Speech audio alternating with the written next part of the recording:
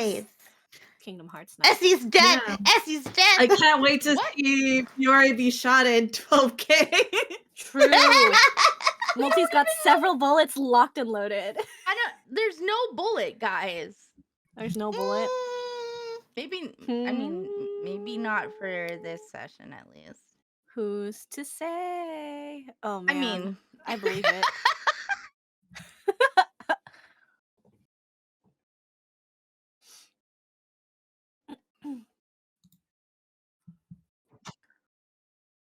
Multi, they can't hear you. Oh no! Our session now. damn. Our session now, guys. The DM Okay. isn't here. No DM, no bullet. What can I say? True. Why is it like that? Was weird. Okay, they gave me now. I don't know what the fuck that was about. Okay. It disconnected my mic Maybe- from my thingy. I don't know why. Yeah. From sounds like it. OBS. Yeah, I don't know what that was about. Oh well. Same reason why my Fantasy Grounds uninstalled itself. Multi. Turn yourself up. No, my mic was like super far away. There we go. Whoa. Okay. Whoa. But hey guys, welcome in. Malefic Road session 2001. As always, we gotta do inspiration time to see who gets it. Let's see. Daichi, Io, Juno, and I think Xiana had an inspiration from last session. So I think she's excused. So let's see who gets it. Whee! It's Juno. You're lucky, Io, you motherfucker. Ah, fuck. Wow. Here. Maybe I'll take notes this session. Tisha, you got 4 minutes. Okay. Let me get my timer going as always. All right, you ready? Yes. All right, 1, 2, 3, and go. Last session, we outboard the ship. We talk back and forth because we're yappers. Io goes to get clothing from Vale's room, and in the meantime, the rest of the crew has a big heart-to-heart about Daichi hiding his feelings in the darkness, which leads into everybody talking what happened in the forest, which leads into conversations about Xiana. We learn that Xiana isn't in the Pillar of Darkness. There's something going on with the nobody thing that we don't really have a grasp on. And that Dawn made it clear, like, oh, well, I told you I would change my mind if I changed my mind. And she's like, I changed my mind. So we have more conversations about nobodies. It came out to Demi that what nobodies were. Juno revealed that she was also a nobody to Demi. We talk and yap more. And then eventually all go our separate ways. We spend a couple more days on the ship. Daichi and Dawn have a conversation. It didn't go too well. It was a lot of back and forth with not a lot of results. At one point in time, Daichi saying your mother sucks, and Dawn's like, my mother does not suck. You take that back and get the fuck out. But Daichi did not leave. Regardless, they continue to talk it out, and then eventually we all just kind of settle in. We make it back to the school, and we learn that they were waiting for us to return, being Xehanort, Yensid, and like the council. Xiana immediately starts zooming off to go see her dad. Fiore and Juno follow. Dawn goes to her room. Vale goes to register Demi. Io goes with Xiana, and on our way to seeing Xehanort, we run into a crowd of people. Xiana keeps shooting off, but Io, Daichi, Fiore, and Juno stop, and we see Estinian, Sephiroth, and Akira. And Estinian is beating up a fucking lizard boy stripper, man. I don't remember his name right now. It's not important. Anyways. He's really dragon racist. Io teleports Ashura out of the way. And Estinian almost comes to beat him up, but Akira's like, no, that's my baby brother with her. We'll meet you guys back at the dorm. Daichi and Io take Ashura to the medic center. Juno and Fiore go to catch up with Xiana so that we could all go back to the dorms. Back at the dorms, Dawn is approaching the dorm. She hears voices inside. She decides to sneak in through the back, sees that her baby brother Deerwood is there talking with Perry, stills up the stairs because she does not want to speak with that man yet, sends Cherothy down with a letter trying to explain things, but then Cherothy comes back later, hours later, saying, oh, your brother tore up the letter and gave me a bunch of sugar. And that's where we ended up there. You missed a huge part. You already missed a huge section. Oh, God, what was the huge section? We had the baby brother Deerwood. The cooking. Oh, Io. Oh, sorry, I remember that. Daichi and Io, when they were back on the ship, they had some bonding moments where they made some really shitty cookies. Io tried to do a flip and dented up the thing. Vale said that she does not love Io in the same way. Io almost crashes out and has to promise not to kill Daichi. And then Daichi and Vale do kiss. And she was about to fade to black him, but then she came back to him in the fetal position and said, actually, never mind. Let's just watch movies together. Yay! I'm this close to crashing out, guys.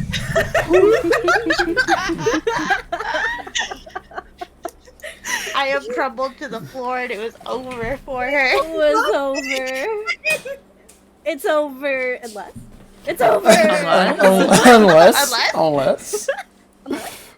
Multi's hypotheticals do keep including Daichi dying in some way. Listen, I make like one death hypothetical like every conversation. That's not special. But you do get inspiration. You got it in I think like 10 seconds before. So you got it. I shouldn't have. It would have been faster if I hadn't forgotten about that. I shouldn't have You know, said I thought nothing at about all. I thought about saying it before the recap, and then like for some reason I skimmed over it. Yeah. It was secondhand embarrassment too high. Secondhand embarrassment too high. I was just so excited to get to the racist. That was the highlight of the stream. Alright, well, that was indeed the recap. So as always, I'm gonna start the music, which means session started. Is this the right music? Oh, let me listen to It's music. kind of corny. Oh, yeah. Well, Well, it depends on where we're starting. yeah. Mm-hmm. Oh god. Never mind, let's get back to corny. It's like a little lullaby. It sounds like my iPhone alarm. Wait, actually, god, what's the stupid game called? We're gonna start off. We're gonna start off with. Shut up. Sorry. We're gonna start with. Oh god, I got too many songs open at once. Okay, we're gonna start with Xiana, since we didn't do anything with her last time. Oh, wait. There we go. I think Kuri's there. Kuri, are you back from making food? Oh, is they say making food? Shit. Okay. Okay. Okay. Wait, so Kuri is back. Yes. Yeah. Okay. Alright, Ready for RP. so That I am. Xiana, you rush off to Xanoid's place, and when you do, you get there fairly fast, running across town. Well, since anyone else did a little pit stop with the whole fight. No, it was a pity stop. Okay, whatever. A pit stop. During all that time, you make it back to Xanoid's house, and when you do, I wouldn't even think Xiana would knock on the door. I think Xiana would I would make the assumption she would just immediately just rush inside.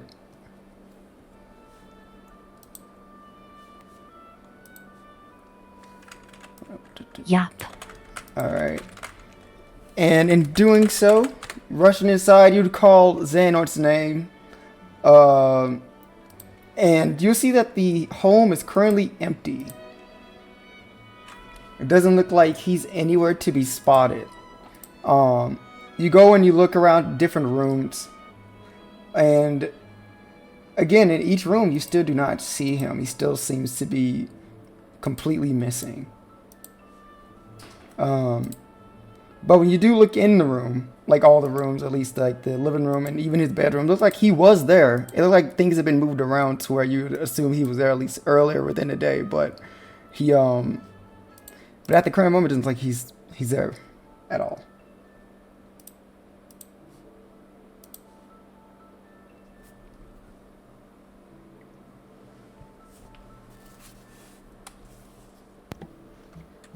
As she opens door after door, her chest is heaving and her eyes are slightly tearing up. Well, Xiana, with Xehanort not there, what does she do?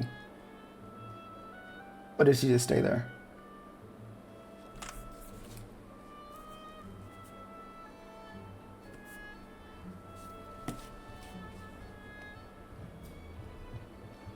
Can I check around the area and see what changed since I was last home? Looking around the house, you go into your room. Your bedroom looks to be perfectly fine. The home itself, nothing looks really changed at all since you left, other than the living room area where the last time you saw him there, he had like a bunch of papers stacked up, scattered around as if he was researching something. But when you go there today, it looks like the entire living room is clean. You don't see any of the papers, no books piled up on the table. All you see is what looks to be like his work laptop seems to be closed, with a empty cup of coffee. But other than that, everything else looks like everything's been in the same spot as it normally is.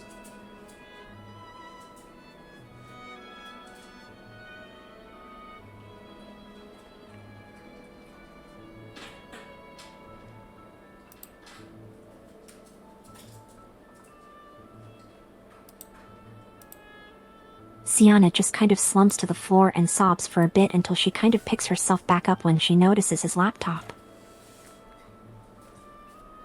Mm-hmm. And then can I, well, sit down and open it? You open it. Add the password. Sora, Donald, Goofy. Sora, Donald, Goofy.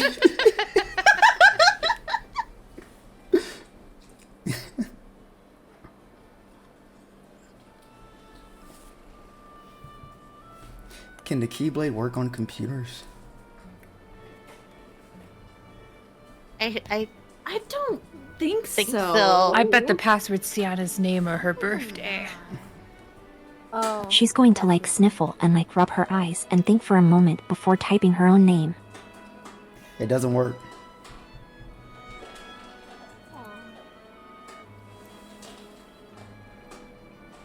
Does a little hint thing show up?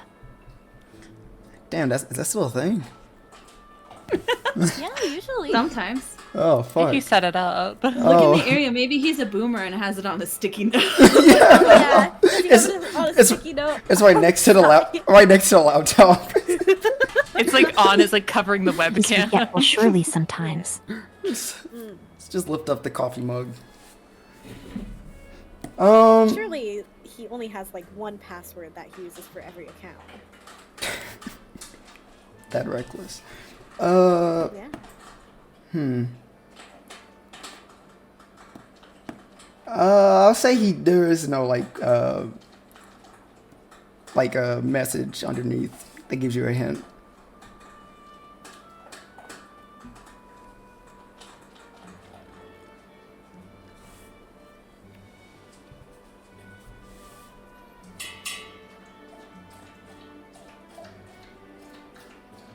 Surely Xiana knows him well enough to have an inkling. Let's see, Xiana, roll an intelligence check for me.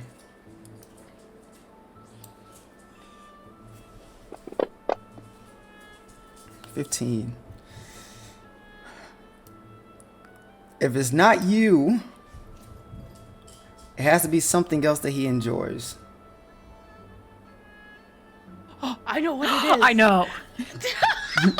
The hacking. What did he have in the cafe? Like honey bun things. But Honey Red bun. velvet. Cinnamon buns? Do you put in cinnamon bun? Sure. It opens. cinnamon bun. Are you kidding me, Dad? He's so lame. You know, cinnamon bun could be like a nickname for someone as well. Maybe that's what he secretly calls Xiana. Maybe that's what he secretly See? calls his lover. What? Wait, his lover. He His has a gay lover. Whoa. Hey, lover. Okay, hold on. The desktop says a lot about the person. What does it look like here? He has a picture of you at your first birthday. You see him like with the peace sign in front, like kind of like holding the camera in front of himself, while Xiana's like in the back sitting on the couch, just looking down at the cake with a blank expression. Aw.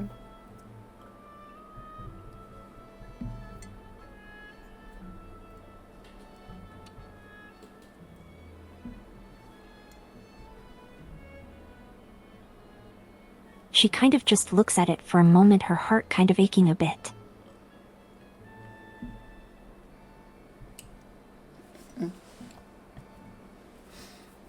But she really wants answers, so she starts probing around. Alright, what exactly are you trying to look for in this computer?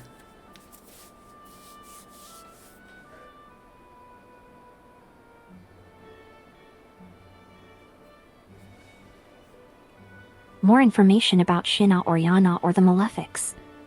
Oh man. Alright, make a... Let's see. Oh man, this is like... Roll a investigation for me. See what you can find.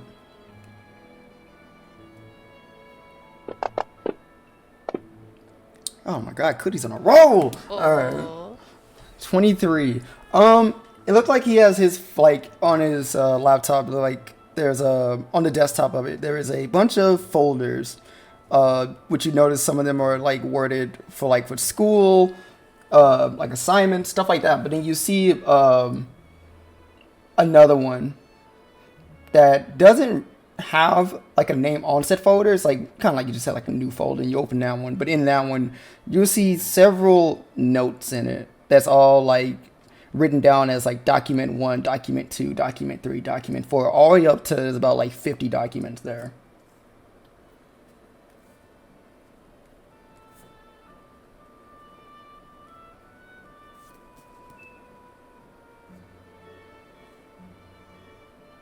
Are they all following that same naming convention? Yeah, like they all have like, yeah, document 1, 2, 3, 4, 5, yeah, just straight down.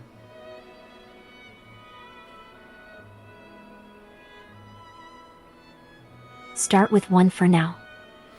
When you look at document 1, it looked like it's been dated at the very top, and it looks like it was written in the year. Okay, so just for everyone, you guys are currently in the year 2045, but this document looked like it was written around, let's see, looking at the little list here.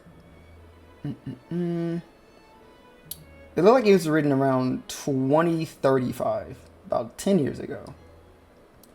And if said document, you'll see that it currently reads that, so I guess like just to paraphrase, it'll say initially it'll have information about Xehanort first attending the academy. It looked like it was written down that through the advice of a man named Astral, he was told to take Xiana, or the nobody of Xiana, to the academy to meet up with Yin Sid. And in doing so, Yin Sid offered him a job at the school, while at the same time use it as a sanctuary ground, or a safe haven for both himself and the current nobody to protect themselves from outside, any possible outside threats. It looks as if Xehanort believes that the Inquisition has been slain off by the failed plan against the pillar in the world of darkness, and that he is currently debating his next move while on campus.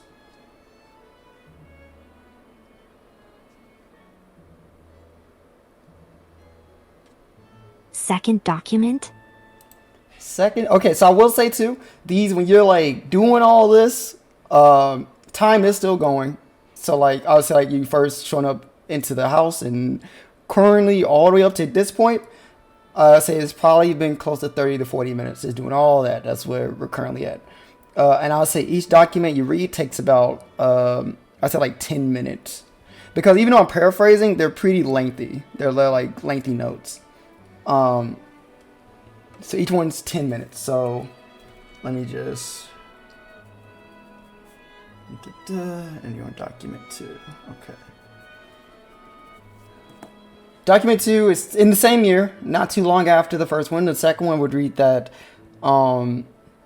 it's kind of like a semi-diary of Rich Zen, just describing that he himself is getting comfortable with the campus and having to already from the get-go, Yin said promoted him all the way up to where his current position or his former position as the vice principal of the school, mainly due to his skills as a key bearer and his history that he's given Yin Sid when coming there.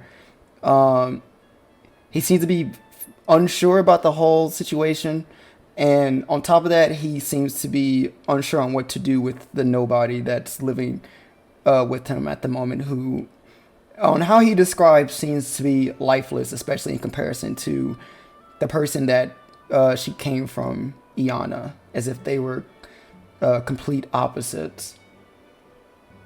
And the past day, no matter what he tried to do, no matter what he tried to say to her, it seemed like nothing's reaching her. And he said he will continue progress in the coming days.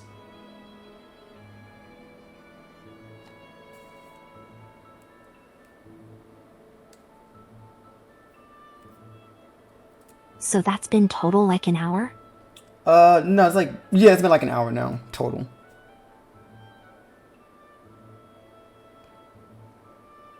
Document 13? Alright, you would have skipped, about 5 years if you go to 13. In this one, you'll see that he is currently not really saying much in terms of like information you don't already know. This one seems to be just, it's like a bare bones about him and his day at the school, but he speaks a little bit about Xiana, mainly rambling about things that he's going to be doing for her like in the upcoming days. But there is, at the very end of this document, would read that it seems that he's been getting hints of the Inquisition after a few reports gotten back to him of missing key bearers, and any ones that would come back, they would describe these monsters that were identical to nobodies, but in a much different, I guess, form than he would have known them as when he was at the organization. And he'd assume if it's nobodies, then it has to have some type of connection with the Inquisition that he once thought was gone, and that he would need to speak with Yin Sid about the information that he has.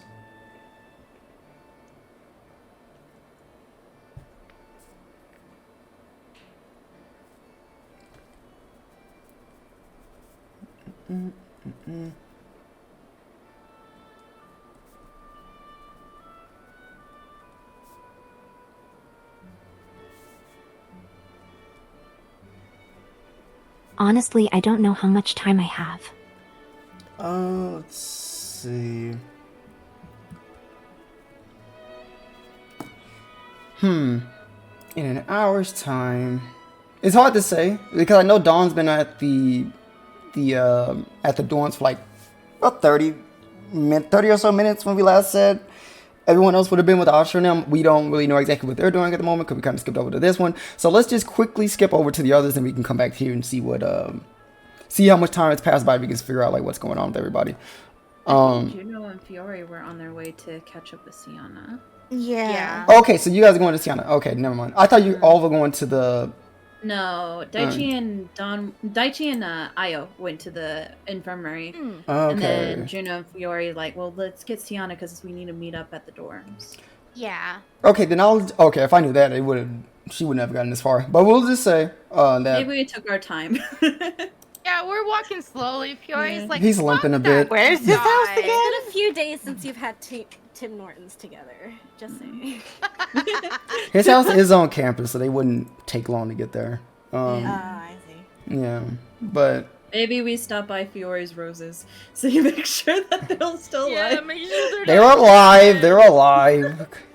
Oh, thank God. You guys are just extra waterers. They water their plants. Yeah, well, if you keep crying at them, they're gonna be overwatered. Damn, okay.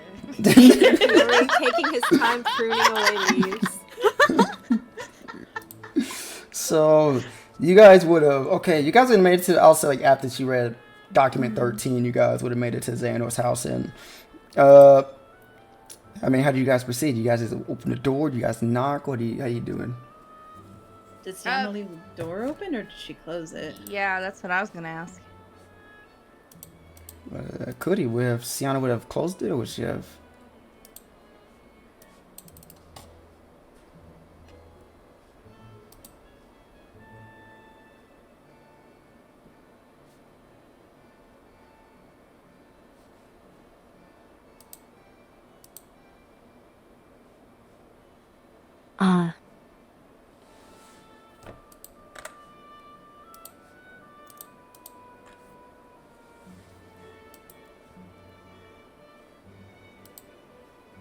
Unless it closes on its own, it would be kind of swinging open. I don't know if swining it open too hard would make his hut again.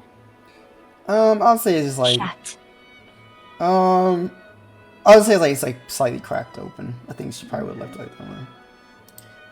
Well, if it's not closed and locked, Juno's just gonna open and knock as she comes in. Knock, knock, knock! Fiori will follow Juno's lead. And the two of you would see Xiana on the couch on a laptop. Oh, I guess Xehanor's not here. Yeah. What are you looking at? He's asked Xiana.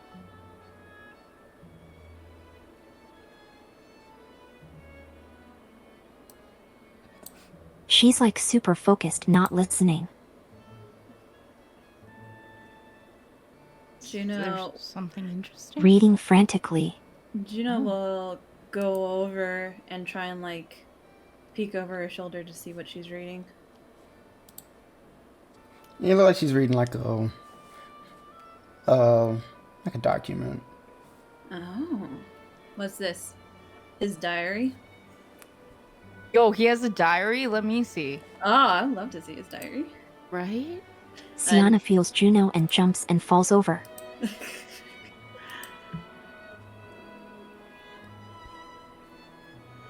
You okay? When did you Xiana? get in? Just now. Yeah. We knocked. Well, Juno sort of knocked. Sort Sort knocked of. him off. Yeah. Yeah.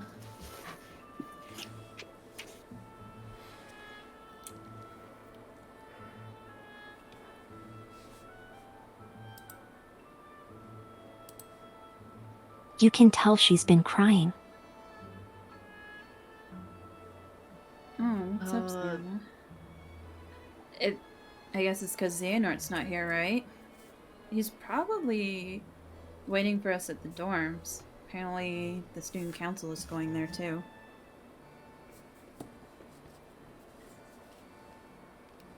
Yeah, we came to get you.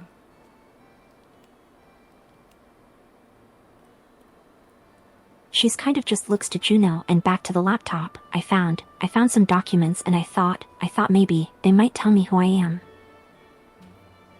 Oh? Did they? But there's too much to read through. is there any way you can, I don't know, like do a searchy majigger? Maybe if you go like on a document to speed read it, maybe you can do like Control F to find your name. Fiore stares at this laptop. He has no idea what any of that fucking means. It's like a magic spell that helps you find words in a document. Don't patronize me, Juno. How do you want me to explain it to you? I don't have the time to go over the history of computers.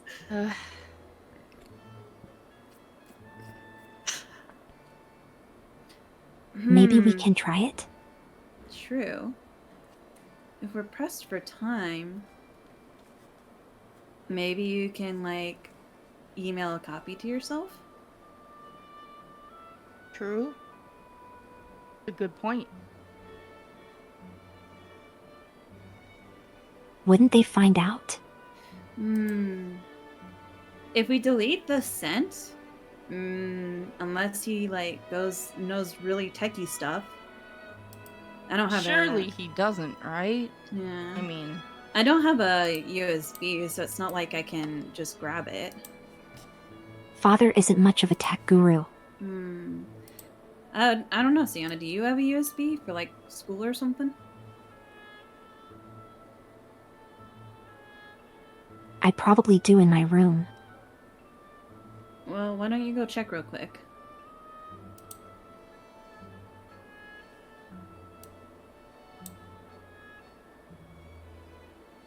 Do I have one multi?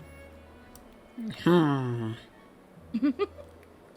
have taken all your stuff until a new dorm, so... Oh, true. ah, shucks.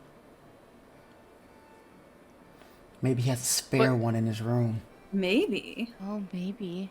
Can we do an investigation or a perception check? Or you can guys go in the old man's room. Go ahead. Full investigation.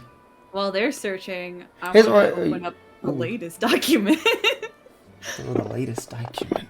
And kind of quick scan while they're looking around. Oh, Fiore, you don't even know what a USB. Let's go with Xiana's. Let's just Fiore go with doesn't even know what a Xiana's, shall we? USB is. He's searching, but he has no idea. It's honestly, he would have fucking no idea what it is. But you know, he's still gonna try. All right. Well, while those two are looking, Fiore like picks stuff up with the tips of his fingers. USB. Is that like a UFO? Gotta be close to it, right? Juno, you would look at open up the latest document, and in the latest document, you'll see that he is very worried when it comes to Xiana, even though he's been given a report about what you guys are currently doing, even though it was told you guys are on your way back. He does not seem comfortable with her being gone for so long, and even more so, he's because okay, I asked them this yesterday, but Freya and SCU weren't there, and Iris, but what was everything, just for you guys to also be aware, what is everything you wanted to write down for Vale to tell them in a report, and what you wanted to leave out? Was it just you want to leave out that you have the box and tell them everything else and exclude the IO thing, or was it certain things you want removed? I think We definitely want to remove the box. moving the box and just Axiom altogether. Oh, so you don't tell them you went to the Axiom at all? Okay. Because we weren't supposed to go there. Okay, gotcha. So I didn't think that Vale would want to report, hey, we went to the Axiom. Right. Unless she decided like, oh no, I'll tell them that we solved it. That would be a Vale decision. Right. Yeah, I But agree with it's- that. I think we were saying like instead of like we wanted to at least let them know about like the gods and all that other bullshit without like mentioning The box. Okay. Box. In the report, he does read that there is indeed what you guys did on Olympus and the Axiom, but he doesn't reference the incident with Io, but he does seem to have written down, does have referenced of the existence of Demi and Io, and the last bit is him unsure on what to tell Xiana, because it looks as if both the student council and Yin Sid are in agreement that once the possible Inquisition situation has been handled, they want Xiana executed. Oh. What the? Oh no, what a shame. Don's like Sorry, that's the Don. the guy with the shotgun to me, like, shame, as he's loading You the know, gun. I think Don's gonna have a great time in this meeting. Oh god. Sorry, who wants Xiana assassinated? The council Yin Sid and Yin the Sid. council. And I mean, if you think about, No. she's a nobody, and think of the epics and what people think about nobodies. True. It's. Yeah. I feel like Xiana comes back to expecting Juno like, I found the otherwise is- USB. I found the USB. Here, hand me it. I'll copy the stuff over. And Juno will copy everything but that last report over. Good shit, you know. Fucking fantastic. Oh my god. Fiori will just like go back because he like has like some fucking, I don't know, muffin plush in his hand and just throws it away.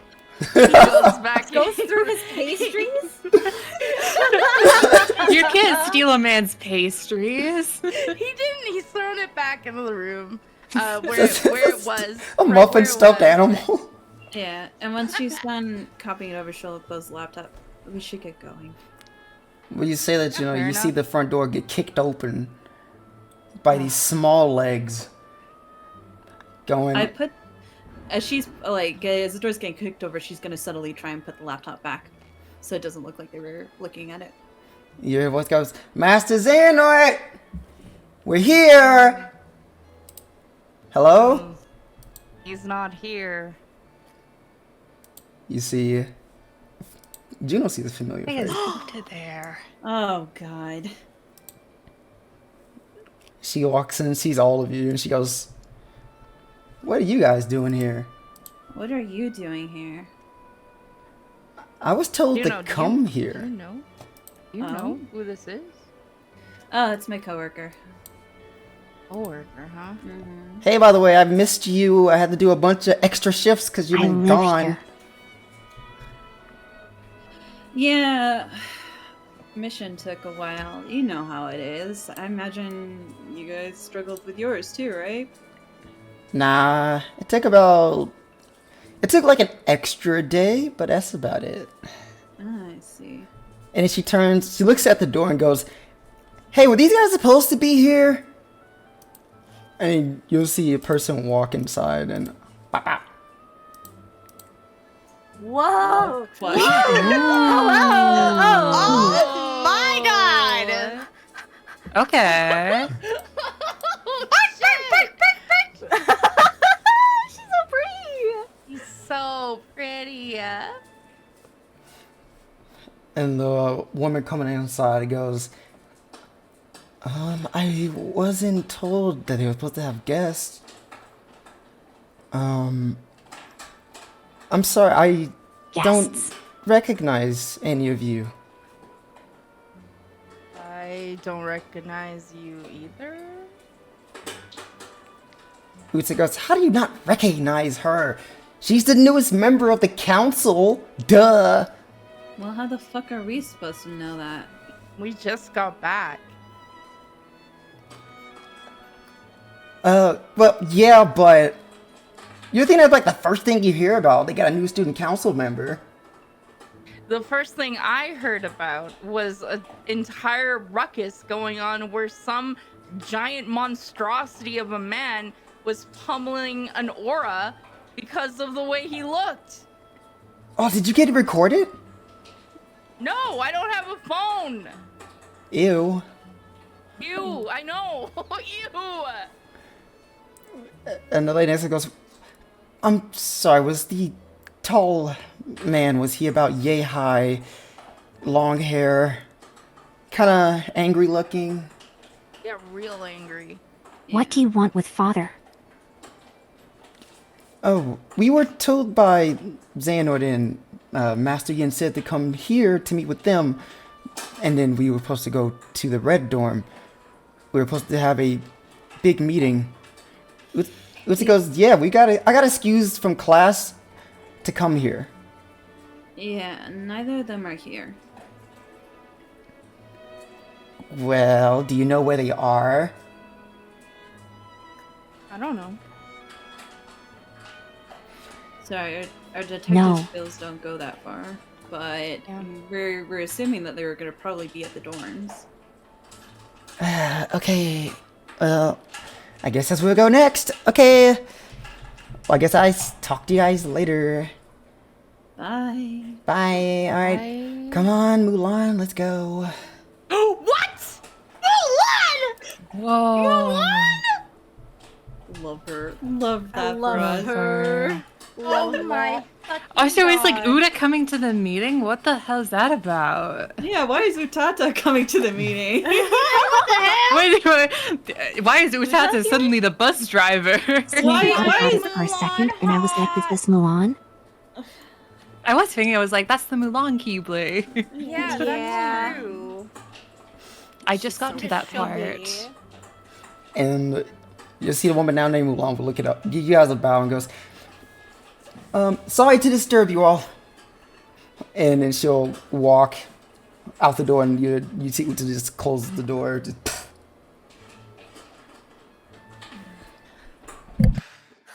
Well, We probably should go to this meeting. Yeah. You ready, Xiana?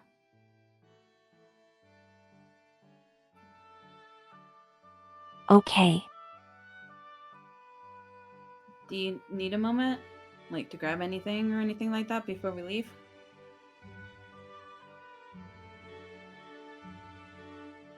I need to see father as soon as possible. Okay. Do you have the drive? Yeah, I got it. You want me to hold on to it for you? Do you mind if I... Maybe I could have it? Yeah, here you go. She'll hand over the drive. If you don't mind... Thank you. Maybe later I might want to take a look at it too.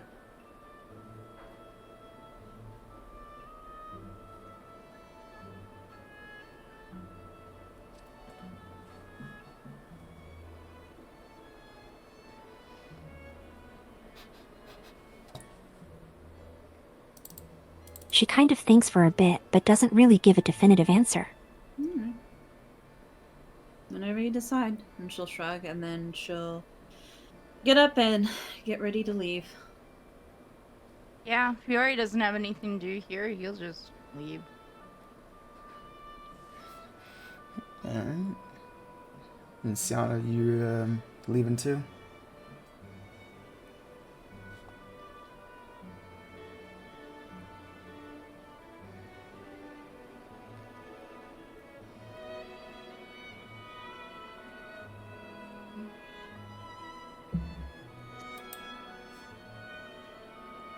Xiana just takes a breath, stares at the USB for a moment before pocketing it and closing the door as she leaves. Alright. Congratulations, Essie. You got it right. With the thumbnail. Congratulations. Woo, baby! oh shit! God damn! Oh no! Uh-oh! She's Uh-oh. hot. Oh, she's so pretty. She is! Oh my god! So, God, that figure. Yeah, right? hey, eyes up there. Eyes up. Oh no, I am appreciating her beauty. Her chest isn't out. That's not what we're looking at. Exactly. She's got nice legs. Yeah. Alright, we're gonna go with the crew that's handling Ashina. So, Daichi, Io, you're both helping carry Ashura, because there's no way Daichi's carrying him alone, over his shoulders. Yeah, he's heavy. And, I could have... split carry, and she's got the shoulders, I've got the legs. What type of carry? Yeah. you know. Okay. So the two of you are carrying him, and Daichi, you can see that your sister also is with you, and she's kind of walking in front of you. But when you look at her, you can see that you don't even have to roll insight. Actually, roll insight. Alrighty. Insight. Insight.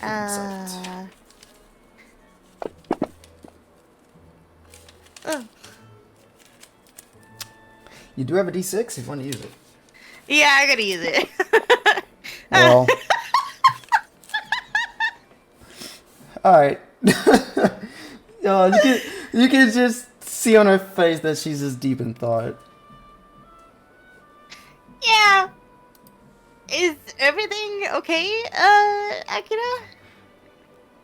Huh? Oh, yeah, it's just a lot going on right now.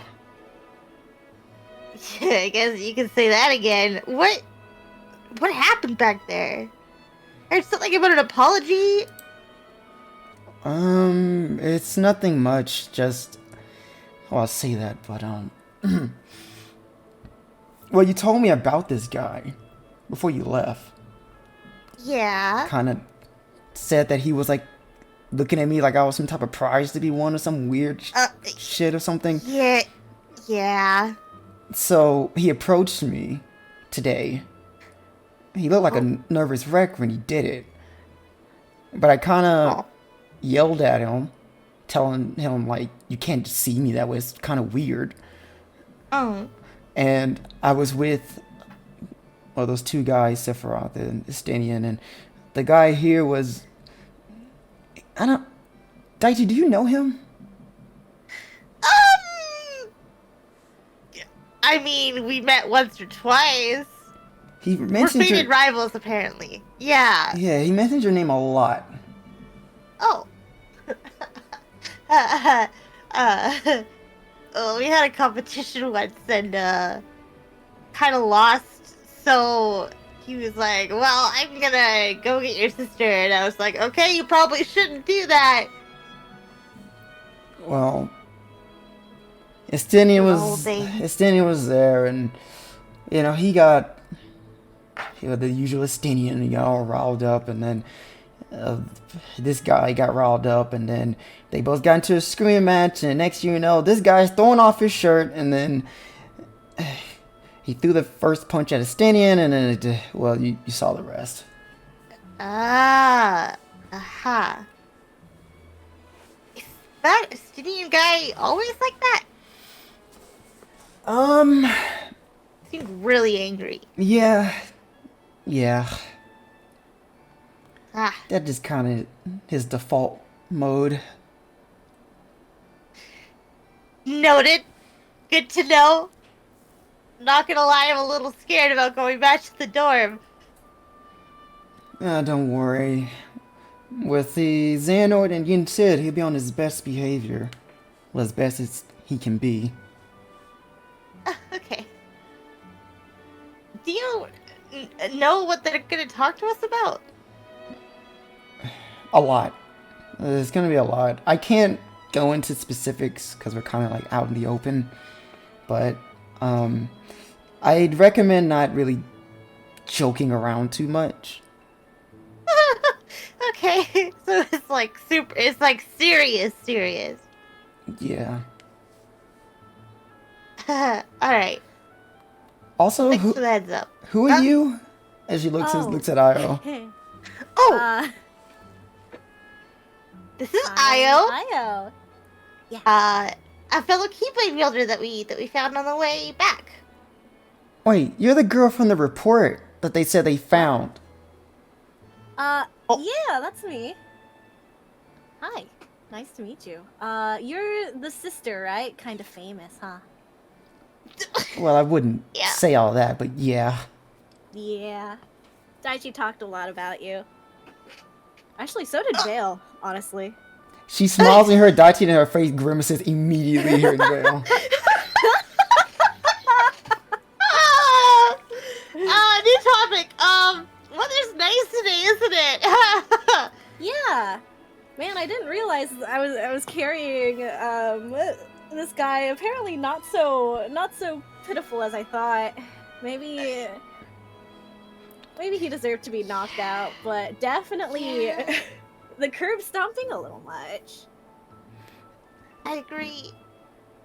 Yeah.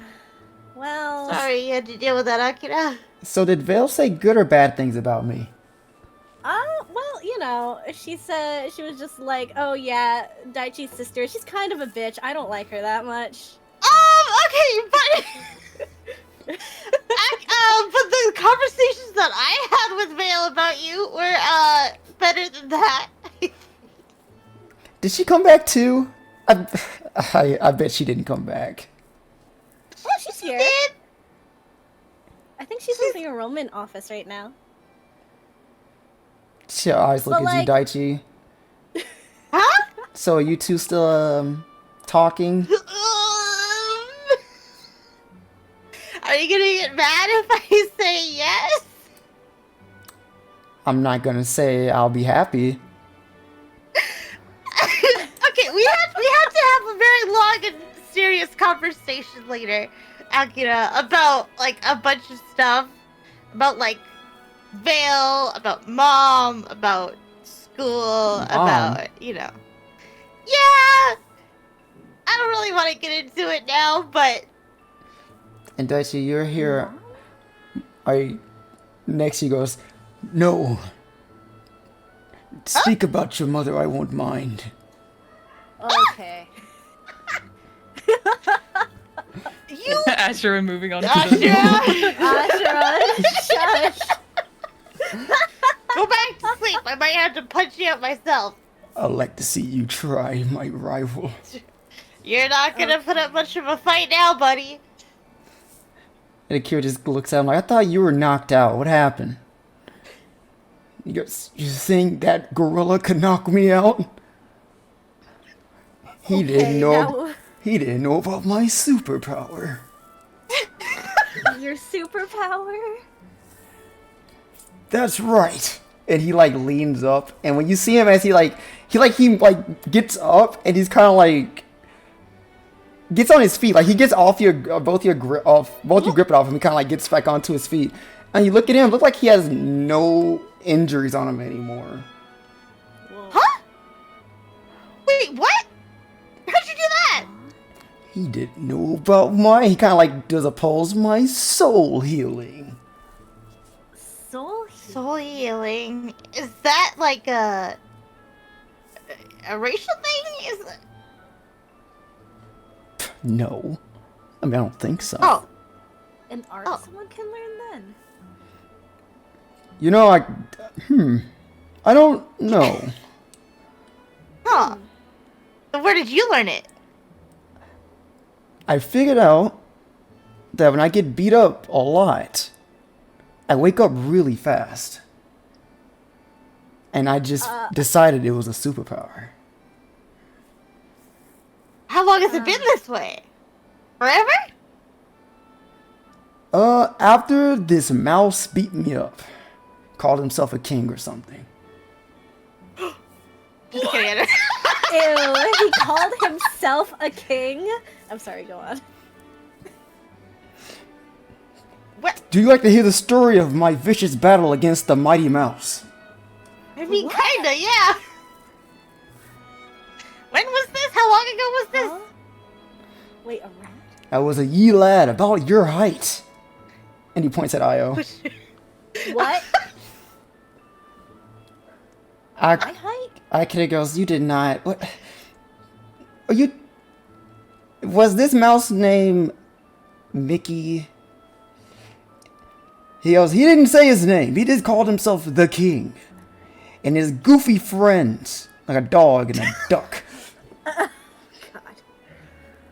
also called him the king. And I needed to show respect. Michael, Do we know, in canon, do we know who King Mickey is? People know who Mickey Oh, Mouse is. yeah. Io, you don't know. Daichi, you know who the I fuck don't Mickey know. Mouse is. Oh, okay. Wait, do I know about his friends, Donald? No. You know about Mickey, though. Okay, but I know about Mickey. Okay, Daichi, pretty much you know that Mickey Mouse is like really famous. He's like one of the graduating key bearers from the school. He was personally trained by Jensen himself. and that he is king of another world called Disney Castle. Oh! I wonder if it's the same. I mean, that's the only mouse I know, at least. He nods his head really fast. Huh. I dueled him, and it was a fierce bout that lasted about 5 seconds. But that was the longest 5 seconds of my life. Huh. And then after that, you got the superpower? The power in my keyblade. Ooh. Oh. Akira goes, then it must be not you. That's the power, it's your keyblade, probably. Probably like a passive ability or something. That sounds cool. Of course you'd know of this information, my beautiful queen. Okay. Alright. Ew, okay, I'm dropping him.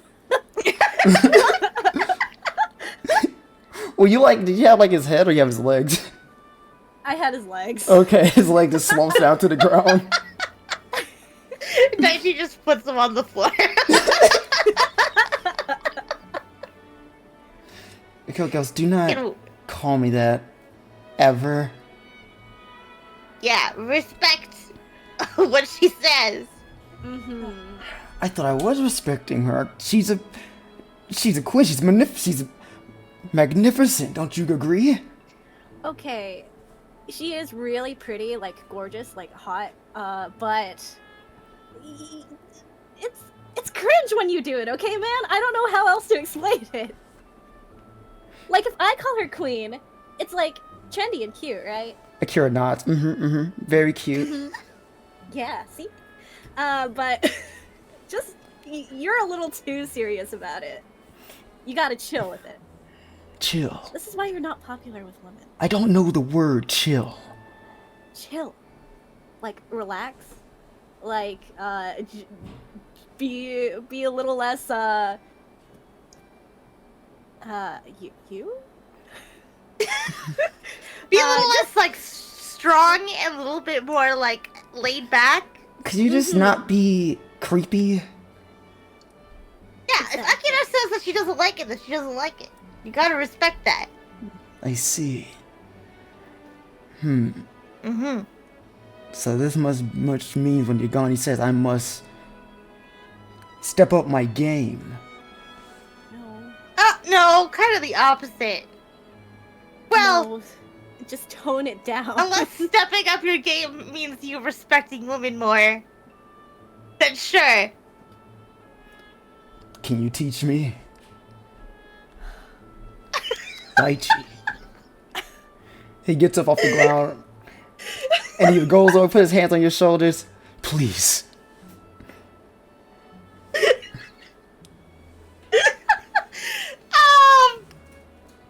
You know what? Sure. Yeah, I'll teach you at some point. Not now, but I'll give you lessons. Io, if you look over at Kira, she's grimacing even worse when you brought up Vale. She's like almost disgusted here in this conversation. I think Akira and Vale and Io have similar expressions, and I'm just gonna lean over and go, should we stop this? This doesn't feel good. Do you think if we do, he'll stop regardless? No, he seems persistent, only if by the fact that this guy doesn't die. Fuck. Daichi, we need to go now. He's fine. We don't have to go to the infirmary. You can just go back to the dorm. Oh, Yeah, let's just All meet right. up with the others again. yeah. Oh boy. Daichi has this sinking realization that he now needs to walk to his death, and he pats Usher on the shoulders.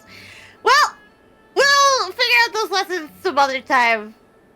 You gonna be okay from here on? He like stretches his arm, like does like in a circle and goes, I think I should be okay. Maybe I'll go find that wild gorilla and try to fight him again. Okay, before that, step one of respecting women, you should apologize to Akira for saying what you said. Which part? Everything. Everything. He looks over at Akira and he gets down on one knee. Because I am terribly sorry for what I said today. And Akira just looks down at him and goes,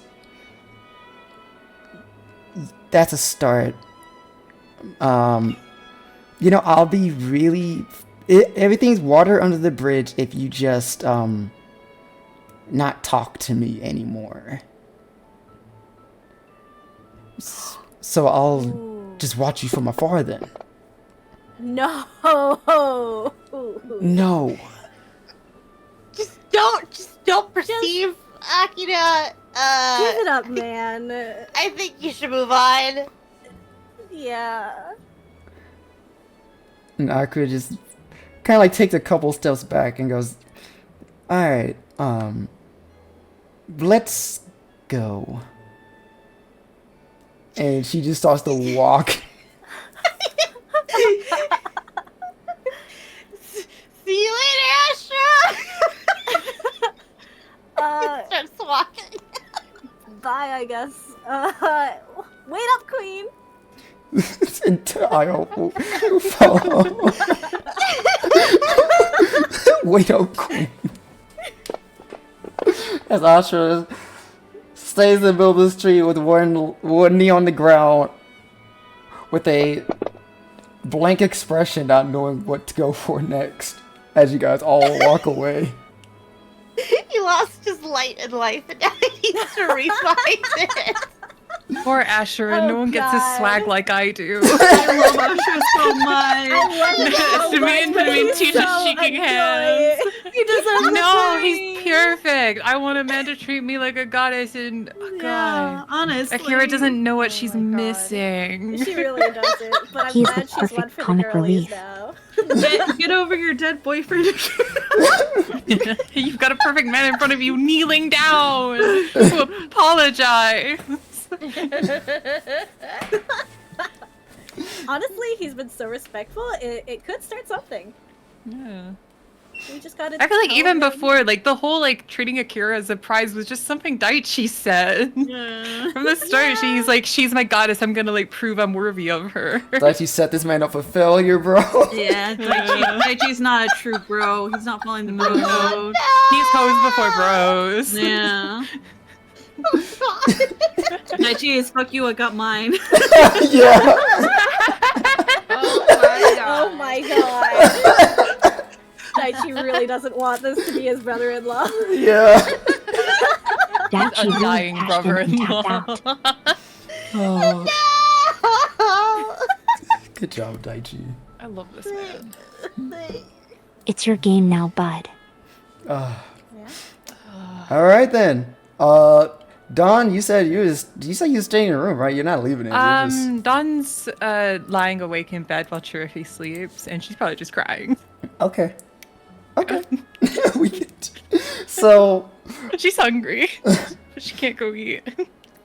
Yeah, it's like the middle of the day, so it's like around like I'll say at this point when you guys first arrived, it's probably around like 11, like 11-ish, going close to 12. I'll say now it's getting near 1, like 1:15, 1:30 around that time. And the first people who will make it back to the dorms would be Juno, Fiore, and Xiana, which you guys would have saw Uta and Mulan made it to the place first. Walking inside, and I guess you guys would have done the same shortly afterwards. And doing. I might. Go ahead. I might have Xiana going ahead and then stop Fiore for a moment to talk to him. Sure. But she'll wait until Xiana goes inside. Oh god, jump scare. So that's why I wanna get visuals for people so they know who's there. She kind of hesitates for a moment before moving like... Is something the matter? Nah, I just have to chat with Fiore real quick. Oh, what about? Something we talked about in the underworld. Yeah. He has no fucking idea, but yeah, he's brilliant.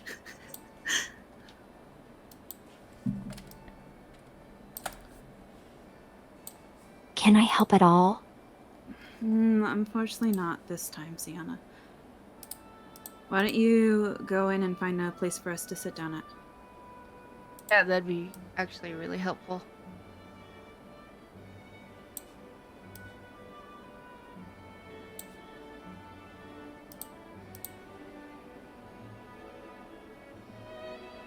She kind of looks down and gets the message and runs to go find Zehanort. Okay.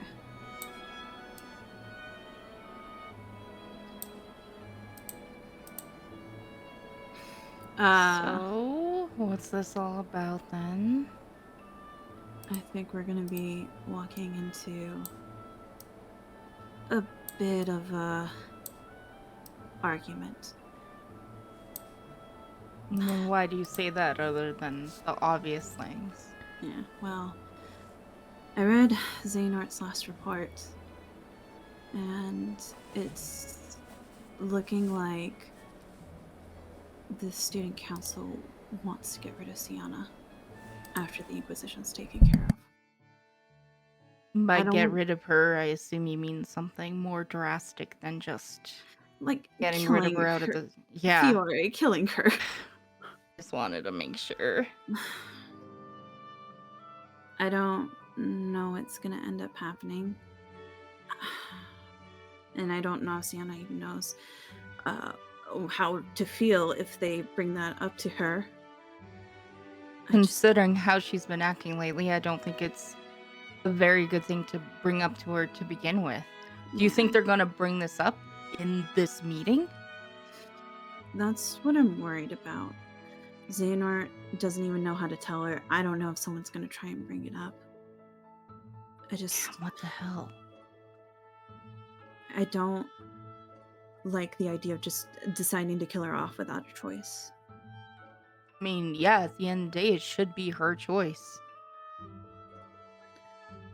And the main reason I just wanted to give you that heads up before, I guess I just don't know what your side of it would be.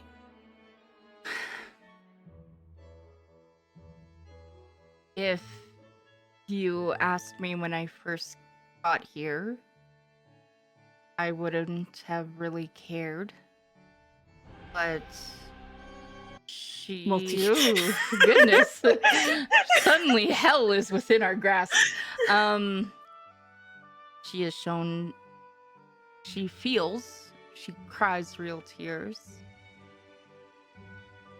I think she's more alive than people realize. I mean, what you're talking about, it's like they're referring to her as like a piece of livestock. How could you just tell somebody that to their face? Someone who clearly has real emotions, not like a regular nobody. I don't know what's gonna happen. They might not even bring it up this time, but I'd be very cautious about the student council if this is what they're thinking. Yeah, that's a good point. I mean, that brings me back to my earlier, I guess, hesitation. Like, the student council can be considered some of the top authority within this school. And if I just... He lowers his voice a little bit more. If I just give the box to them, what are they... Like, who knows what they're going to do with it? True. I still am on the side of giving it to Xehanort, but I can understand why you're not for that. I think that's fair. Thank you for telling me about the Xiana situation. It's just... sucks. Just be on your guard, and let's try and not agitate them. You got me there. I was gonna throw a good one at that, what's it, Estinian guy or whatever. I feel like this meeting is going to be a lot more serious than just welcoming us back. I have the same feeling. We need to know where they stand about us and where... They're student council for a reason, right? Yeah. Don't pick fights so you can't win. Okay. All right. For the most part, I'll keep my mouth shut, maybe. And I think I'll try and do the same, as much as I hate that. We're really bad at that, aren't we? Yeah, we are. Damn. Hopefully Daichi also gets the memo. Oh god, I hope so. Well, he's with his sister, so obviously maybe she'll warn him. Maybe. Okay. That's all. Just wanted to give you a heads up on that. Thanks. Let's do our best in there, huh? You or die. And she'll head in. Fiori will follow. Okay. So, you guys walk in, and then as you do, Xiana, when you initially walked in, you would have saw both Perry, who's sitting on like I guess like one of the couches in the living room, and this man you've never seen before, with the blonde hair and yellow hoodie, seems to be. Hold on one second. Sun's changing. I want to make sure it's not fucking up. So much art on my screen. I had to close in my fantasy Overwhelming. rounds because it was like slowing shit down. Oh yeah, I had to like minimize things because I was like, ooh. Ooh, that's a little too much on my screen. Right I now. kept the best boy open though. Yes. Kiss him on the head 999 billion times. Yes, obviously. Sephiroth, right? Right. Oh. No, I'm talking about the handsome Sephiroth boy in and the his green tiny or yellow hoodie. Oh. Sorry, I'm colorblind. Oh, I said, damn, Q. I didn't know you was here. But No, I'm not colorblind. I was just looking in his eyes. I got distracted by that. His beautiful deep green eyes. I get it, kinda. They're just like my baby girl's eyes. Probably not related though. Yeah, not related at all. Nah, they look so different. There's a scene in critically acclaimed hit movie, Spirit, Stallion of the Cimarron, where Spirit, who is a horse, looks at a guy and says, when I look at him, I see Snake. That's how I see when I look at Darwin. Be nice to him, I see my Snake. dearly beloved. He's a human. I don't know who he is, but I look at him and I see Snake. He's a good boy. Give him 999 billion kisses on its forehead. No. Xiana, you see these two in the living room. Perry immediately turns her head to look at you and go, "Oh wow, look who's back. It's been a while, bestie. How you been?"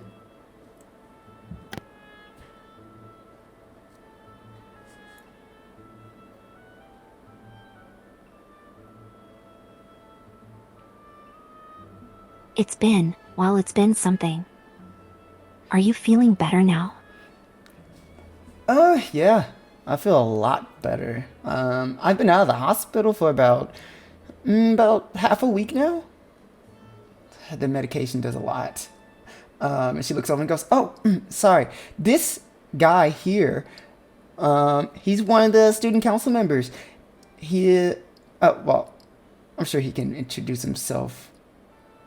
And he goes, "Yeah, yeah, sorry. I was just speaking with your roommate here. The name's you know what? Wait, before I say it. Okay, two things. Whoever's drawing on him, stop it. I swear Who's- I'm not doing it. Who's doing it? I didn't realize this was shared. Oh my god. Oh wait, can I draw? No drawing. No, I just want to put like one thing. I just want to draw a heart. Sorry. I'll erase it. Iris needs to clear it on her end. Oh my god. How do I clear this? Clear, there we go. You're like, Essie? Is that Essie the Eric? I think Iris could have just kept her mouth shut on that, and Essie would just take the ball. God, not again. I can't do it. I can't take the fall for something I didn't do again. Oh, break me. I didn't realize. I only noticed it when Essie started writing. Anyways, Perry the Platypus. Dude, I fucking forgot what I was saying. Oh yeah, I remember. out of the No, I remember. I things. remember. Wait, one thing was stop drawing. Two, Arey, how do you? I know there's different ways to pronounce his name. Pronounce the first half like deer, and then the second half kind of like mud, like deer mud. Deer mud. Yeah, Deer mud. that's the easiest way to kind of remember it. Okay. My name is Deer mud, really? Deer mud. Okay. Damn it. But you say it kind of fast because it is supposed to be like the second half like MWID, but sometimes it ends up like mud is just like an easier way for like Western. Deer mud. Okay. All right. Yeah.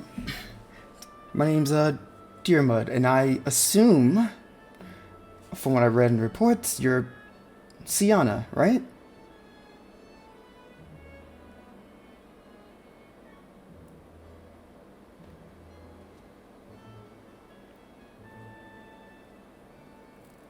That would be correct. The pleasure is all mine. She does a courtesy. Oh, no. The pleasure is all mine. You're just as stunning as Zen would speak of you. He'll put his cup down onto the table.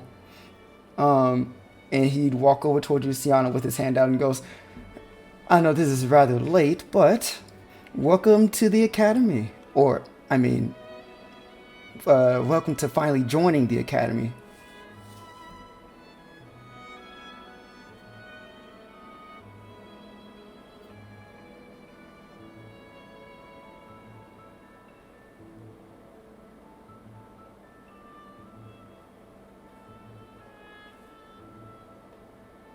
Thank you. It's been a dream of mine to be able to join everyone. She takes his hand. It's an honor to be here at this school. Not many people can come here, and someone like you, not even having a Keyblade, is even a greater exception. You should be proud of yourself.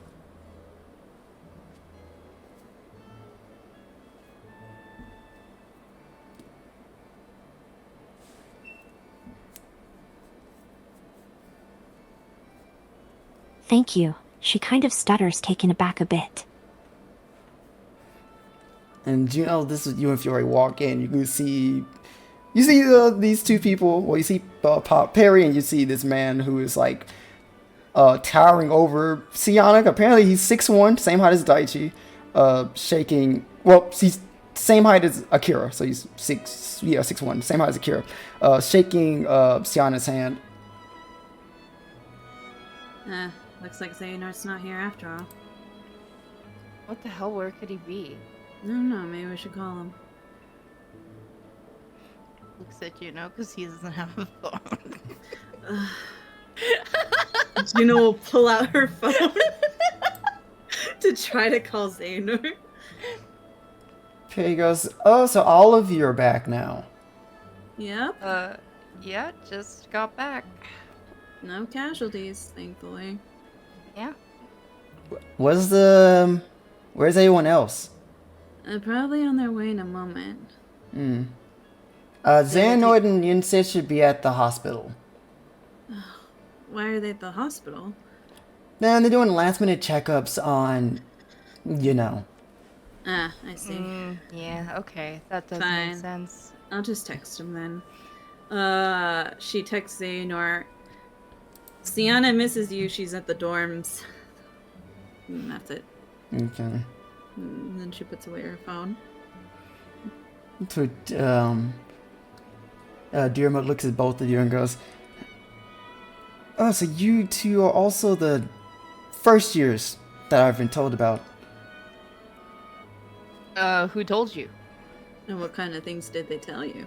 Good things? Good things. Bad things? Mostly good things. Only? Oh, okay, mostly. Mostly. And I hear the bad things, so I have like a general view on what you think of me. Well, if I read the reports correctly, you all saved not only one, but 2 worlds, am I right? Yeah, we went for extra credit. Yeah. So mostly good things. Huh. I say the only negative thing I told her about was the little altercations earlier, about a couple weeks ago, when the whole Kingdom Hearts shenanigans happened. That's too bad, huh? Yeah, I guess that wouldn't be a good light. I'll take mostly good things. Well, no matter how poorly that report came out, you all did indeed stop Kingdom Hearts from happening, so I'm impressed, regardless. Name's Dearmud, by the way. Juno. Fiore. Well, Juno, Fiore, I was just here talking with your roommate, Perry here. Do you want anything? We just made ourselves a cup of tea, and I'm sure if you're interested.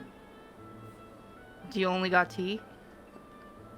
He looks at Perry. Perry, what else do you have here? Perry's like, you guys should know what we have here. You live here. I don't know. Maybe things have gone expired in the fridge or something. Then why don't you go check in the kitchen and look for yourself? Fine. Mary goes to the kitchen. When you go in the kitchen... Juno, what do you want? Juno! Give me a soda. What kind? Cola. You got it. You go in the kitchen, you'll see Oots is already in your fridge while Mulan's sitting at the table drinking a cup of tea. What are you doing in my fridge? She's like, I'm trying to get some food because I'm hungry. I haven't had lunch yet. Okay, since she's so small, he'll just reach over her and grab a cola and look for some limeade. But when he doesn't find any limeade, he'll take a Sprite. He'll be like, okay, good luck finding food. God, you guys have Nice to nothing meet- in here. I know, it sucks. Well, I don't know. We haven't restocked it. The people who just came back, we haven't restocked it. Like Yeah. the people who were here earlier. Well, tell them to get on it. Okay, I will tell them that to get on it. Okay, thank you. Oh, you're welcome. Hey, Okay. I don't like you standing over me. It's kind of weird. Oh, okay. He backs up. Hey, thank you, thank you. She's He probably just- used to it. He just Don't be mean. he just gestures. Mulan is like, nice to meet you. And he goes back to give Juno her cola. Okay.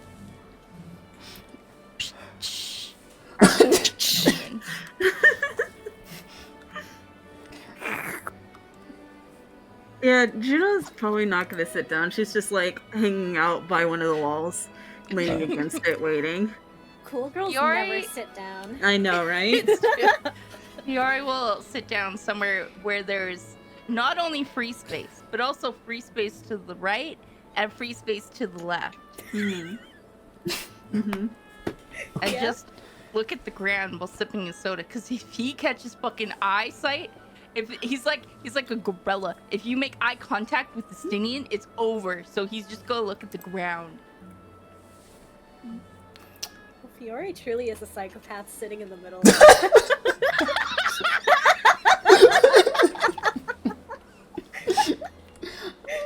And I'll say what you guys did is shortly, not long after Daichi, Io, and Akira makes it to the dorms as you guys walk in. You see a few friends already there, and one new person, and Perry. Well, Io is all new people to you. All new people. Wow. There's a lot of people at the school. I'm surprised Istini and Sephiroth didn't make it here already. Akira goes, they're not here yet? Are you serious? Mm-hmm.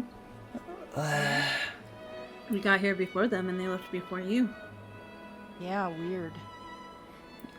Go somewhere, maybe? Dearmud goes, you know how they can be, Akira.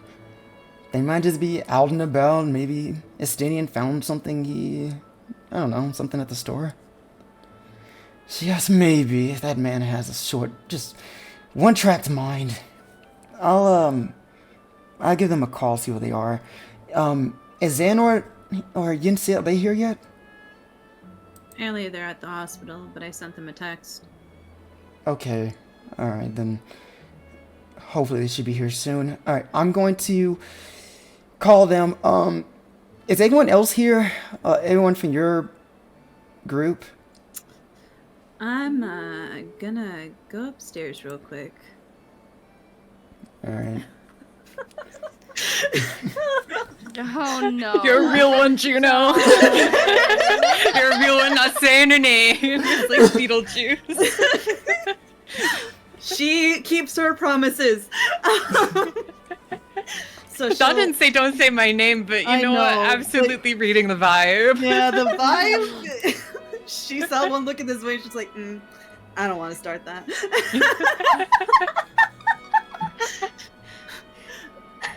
She'll go upstairs and go to Dawn's room. Knock, knock, knock. Oh god, wait, no, dog, no! Wait, the timing is so good. You should know better. You should know better. Anyways, Good knocking. job. I'll just multi-time this scene. Hearing the knock, Dawn will like slowly get up, but she doesn't know who's at the door, so she's gonna just like quietly like creep over with Chirify. Juno will give it a few seconds and then sigh. It's me, Juno. Yeah. Just Juno. Alright, she'll open the door and looking at her face, extremely pale, bags under her eyes. Her eyes are extremely red and she's probably still got tears on her face. So you're back at the dorms already. And I see. I see you've been crying. No, what gave you that impression? She like raises an eyebrow. Is it that noticeable? It's pretty noticeable. Oh shit. Do you want me to like use some makeup to make you look like not shit? No, I'll just wear like glasses and like I have a face mask for like if I ever get sick. Do you think that's but- more subtle than makeup? Yeah. Yeah. I don't think makeup's gonna fix this, and I really feel would feel a lot better with something on my face, if we have to meet. But I'm assuming we don't, because like it was probably just is he still here? Yeah. All right. Well, I'm sure he'll leave soon, so it's fine. I'll just wait. So, here's the thing. Uh-huh. We're supposed to have a meeting together. Like everyone together? Like everyone together. Like they're already asking, where's the rest of our crew? Oh. Do you know what room it's in? Because maybe I can just like hide in a corner and then I won't have to see him and then I won't cry again. It's the common room and he's sitting with Perry. Alright.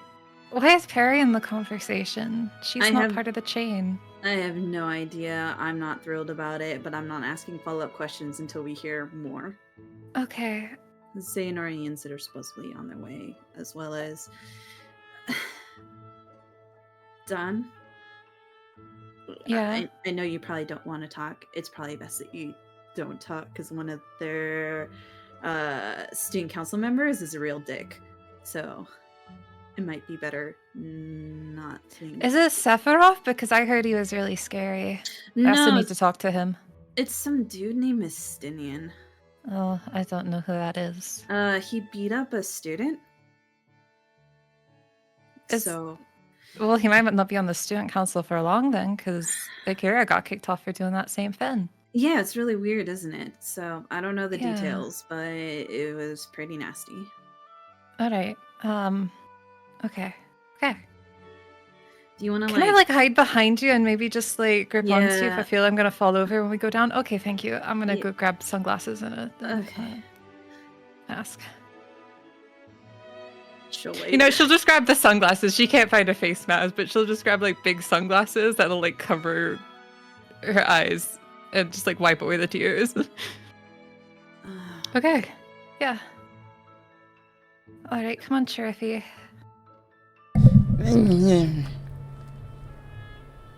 I'm staying in bed.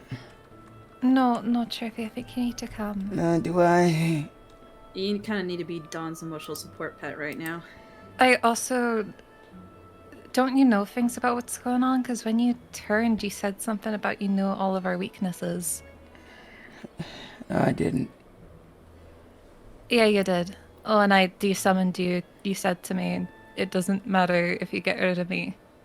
I know each and every one of your weaknesses for the whole group. That wasn't me. That was your evil side. I thought it would be like the same information for True. both. Are we going downstairs? You're avoiding the question. You're one to talk. Trippy, it would help if you know something. Man, can I bring it up when we talk about it? Not now. Alright. Okay. We'll talk I don't about know it if we're going later, to talk though. about it. It was just like a adjacent question in case it was relevant. I think we should talk about it. Now? It doesn't have to be now, but we should talk about it. Okay. Alright. Okay. Dawn is gonna like hide behind Juno and just like hold on a little bit to like some like loose fabric if there's any on her Yeah. clothes. Juno won't look at her, but she will hold her hand back if she wants to hold hands. Dawn will think about it and then will. Okay. And then But we'll walk behind Juno so she's semi-covered. yeah, I figured, but just like, Yeah. you know. Luckily Dawn is small enough to hide behind her. Okay. So Juno will stay like near the wall, near the stairs at the corner and be like, everyone's here. As you're like, before you even reach down, go down the steps, Juno, Diarmuid, who's like sitting on the couch, he's still drinking his cup of tea, goes, "Is my sister done hiding in her room?" Huh? I was wondering when she'd come down. Oh, you have a sister? I didn't know that. Yeah, what? Huh? Dawn's telepathically telling Fiore and Juno, please shut up right now. Perry goes, "Wait, she was upstairs the whole time?" She goes, "Yeah, for a little bit." Sheriffy was really tired. Oh, you must be that Dearwood. Oh, she spoke about me. Well, Not really, just to Vale. And Akira. I see. But Don, you hear his voice in your head goes, "Of course you hid from me." Oh, Dawn is gonna telepathically reply back. You said you couldn't do this. I felt like I was crazy. You don't hear a response. my God. Crash out right now. It's okay. I It's understand okay, you. crash out. Juno will look Did on she her say past, anything else? but try and like squeeze Dawn's hand reassuringly. That's a check mark on the gaslighting.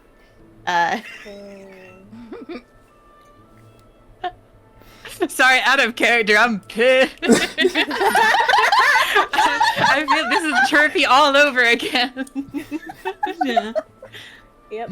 This is why they don't get along. They're too alike. Okay, I'm normal and back. Okay. And he still doesn't turn and look at you. He just says, "Well, it's good to see you again, Dawn. How long has it been?" 5 years, but I saw you while I was in Olympus. You Well- shouldn't go to the Colosseum. Well, that's certainly a strange thing to say, don't you think? I saw you die. I can't really look at you right now, I'm sorry. He goes, "No, it's fine. You just got back from a long trip. Take all the time you need."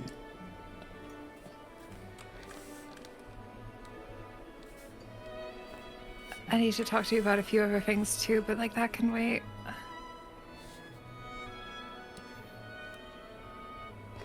inside his head, she's gonna telepathically say, "Did you know Papa was still alive? And with the Inquisition?" You just hear back, is that a conversation we should have right now? It might come up during like the group talk, so I wanted to just like do a precursor. So how about we wait until that happens? Okay, I just didn't want to spring it on you. Don't waste my time on something we can speak about later. I am That's killing this another man's mark on the mind. You're allowed to deep fry his brain. Oh my be alone. god. Also, by the way, instead of running away from me and giving me a note from one of your summons, you could have just spoke with me. Even 5 years later, I'm still a coward. Well, the whole death thing. You don't hear a reply, he just stops. And he goes, Perry, could I have a refill? I appreciate it. And she goes, oh yeah, of course.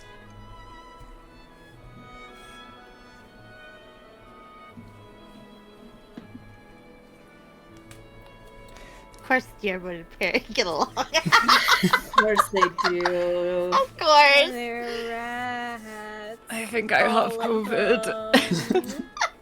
No, Juno and Dawn are, I guess, by a wall. Yeah, Dawn is still not like looking at him. Like she didn't look at him either. She's like, this whole conversation happened while she was staring at Juno's back. Yeah. Juno won't let go of her hand unless Dawn pulls away. For right now, she won't. Okay. And as you guys just sitting there waiting, honestly, this is probably like small conversations are happening. It's probably like very awkward small conversations. I feel like Dearwood and Perry would be talking to each other mostly. Two Well, bitches going, exactly. I'm gonna join the girly girls in the kitchen. okay. She's probably talking to Akira just about random shit. Fiore staring at the ground, sipping on the Very good atmosphere we've got going. Juno's playing games on her phone. Dawn is probably like, I think she'd eventually let go of Juno's hand just to like start playing like some games with Triffy, like rock paper scissors or like peekaboo. Though she's wearing sunglasses, so that game doesn't work too well. Can I, like, introduce Chirithy to Coco Melon? No, I think you'll try and like you'll show him, and Dawn will be like, I don't think this is really good for his mental health. I think it's gonna give him like some sort of addiction. This doesn't seem like a good learning. No, look at the dancing fruits. It's fine. Ooh. He doesn't like fruit though.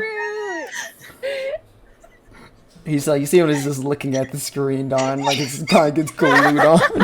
She'll eventually just like cover his eye. No. No, you can't, sweetheart.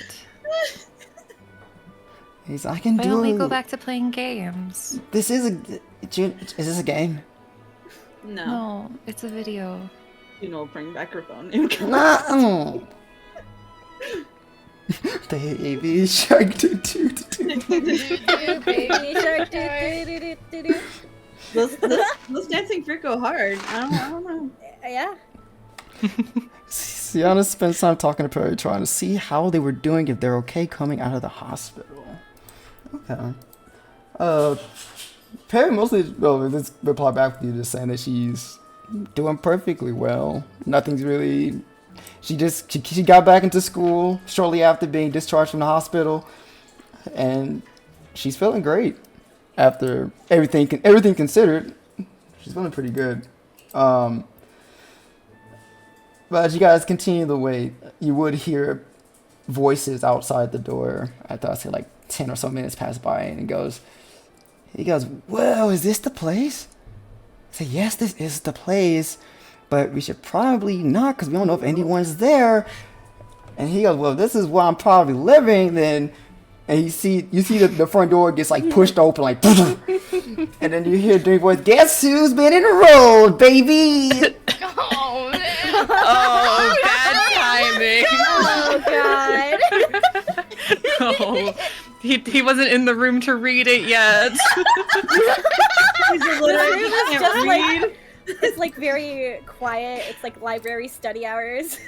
Oh no, it's like that pizza gift, like walking in and the room's on fire, and it's like, oh, shit, what happened in here? Water boy, no! What are you doing? Vickers, you can't be kicking doors like that. What's wrong with you?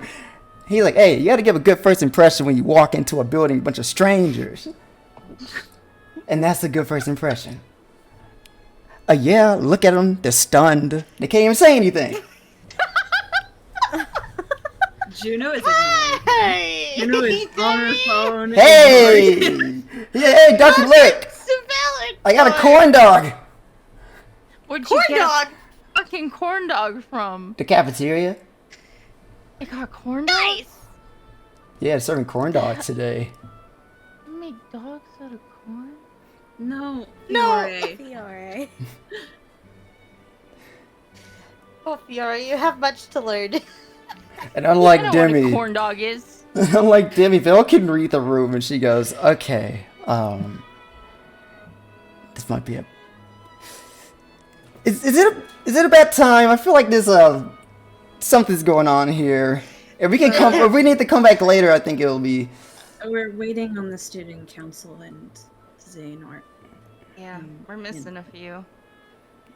I see. I suppose this might actually involve you, Demi, if you want to sit down or some shit. Where, me? What do you mean? Are you eating the corn dog right now? Yeah, I'm hungry. Okay, fair. Yeah. We'll explain in a bit. Sit down. Okay. As he's like walking towards the couch, he sits next, like right as like he sits like right in between Deerwood and Perry, and goes, This fucking guy. I'm going to prevent him from sitting down and lead him over to Fiore. "Hey, you can't. Oh, you still on my couch on the ship, or you still on my couch here?" Yeah, well, bro, you haven't even sat down. This isn't your couch. This house You don't you're in. Are you like even assigned to this dorm? It is blue. No. No! Red. Oh, I guess I'm in the wrong building then. Thank God he's not here. Thank God. Thank God. He just has his lips to his Sprite can going, thank God, thank God.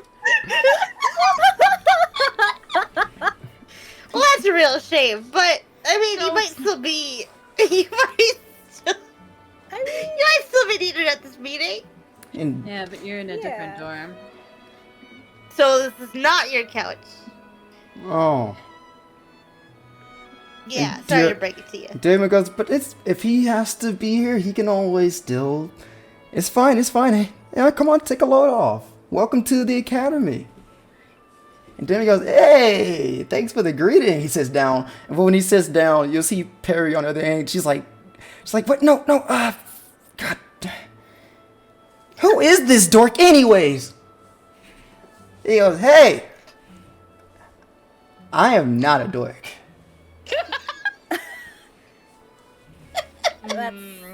Say your name, Demi. dumbass.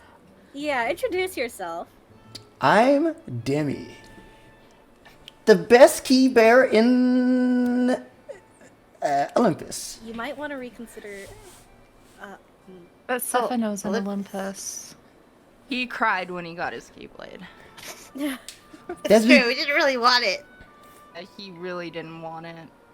Well, that's because I had a sick sitar before I got this lame keyblade. Can I play on the keyblade? No. Have you tried? Have you tried? No, I don't want to do that. Yeah, that's because you have no type of creativity in your bones. That is untrue. You're stiff as a board. He's a new recruit we picked up.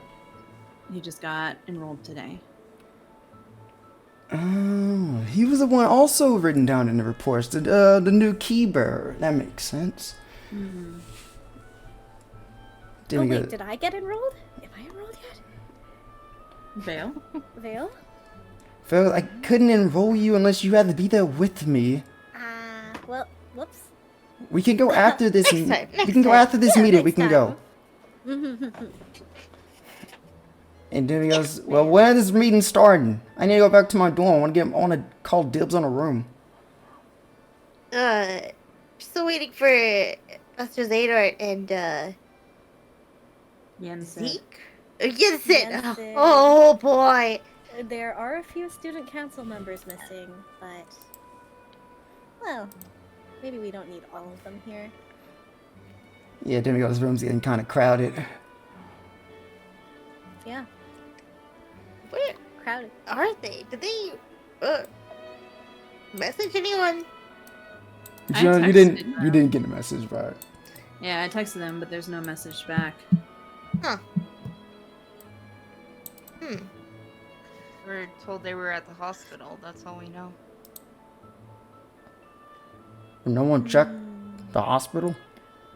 Maybe we should go back and check. Should we check the hospital? If it's taking a while, then maybe. I'll run over there now. I'll go with you. Thanks, buddy! Oh. I'll go too. Alright, let's go. Actor goes, no, stay here.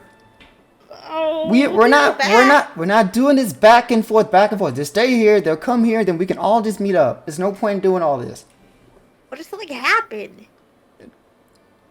With those guys, I doubt anything bad could happen to them. Yeah, aren't they masters? Sure, but like even masters can get jump scared, right? Yeah. Jumps. If there's something Jump that scared. jumps a master, then what are we first years supposed to do about it?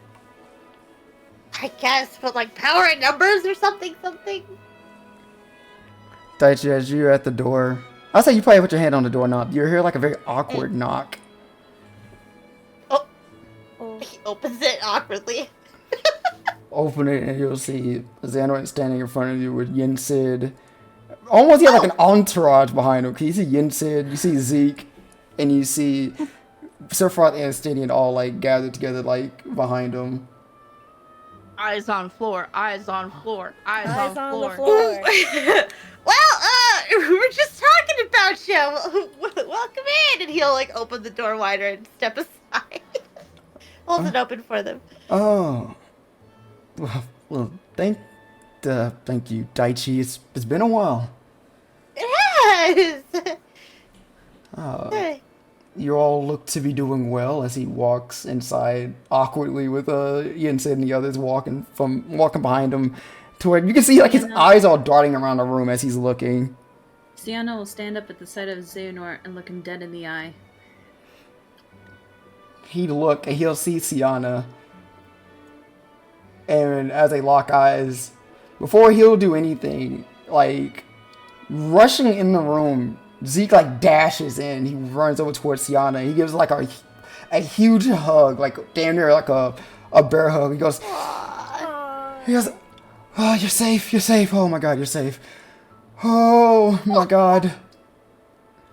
Aww. That's Freya, not Daichi, but also aww. And he like She clings really tight and starts to sob softly. Oh. he'll pull back and he'll like look at you. Xiana goes, "Are you hurt? Is any marks on you? Any scratches?" I'm okay, I'm okay. Okay, good. And Xana will walk towards you, Xiana, and he'll like place his hand on your shoulder and goes, "It's good to have you back, Xiana."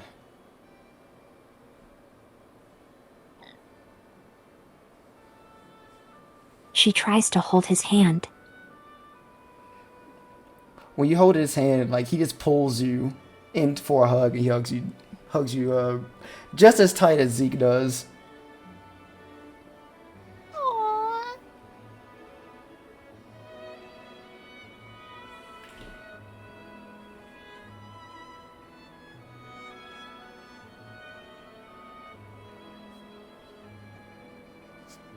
She just lets herself sink into the moment. As you guys are doing that, Yensid walks, as Yensid's walking in, and the Estinian Sephiroth follows suit, and they close the door behind him. Yensid goes, yes, it's good to see all of you are in good health after your long journey.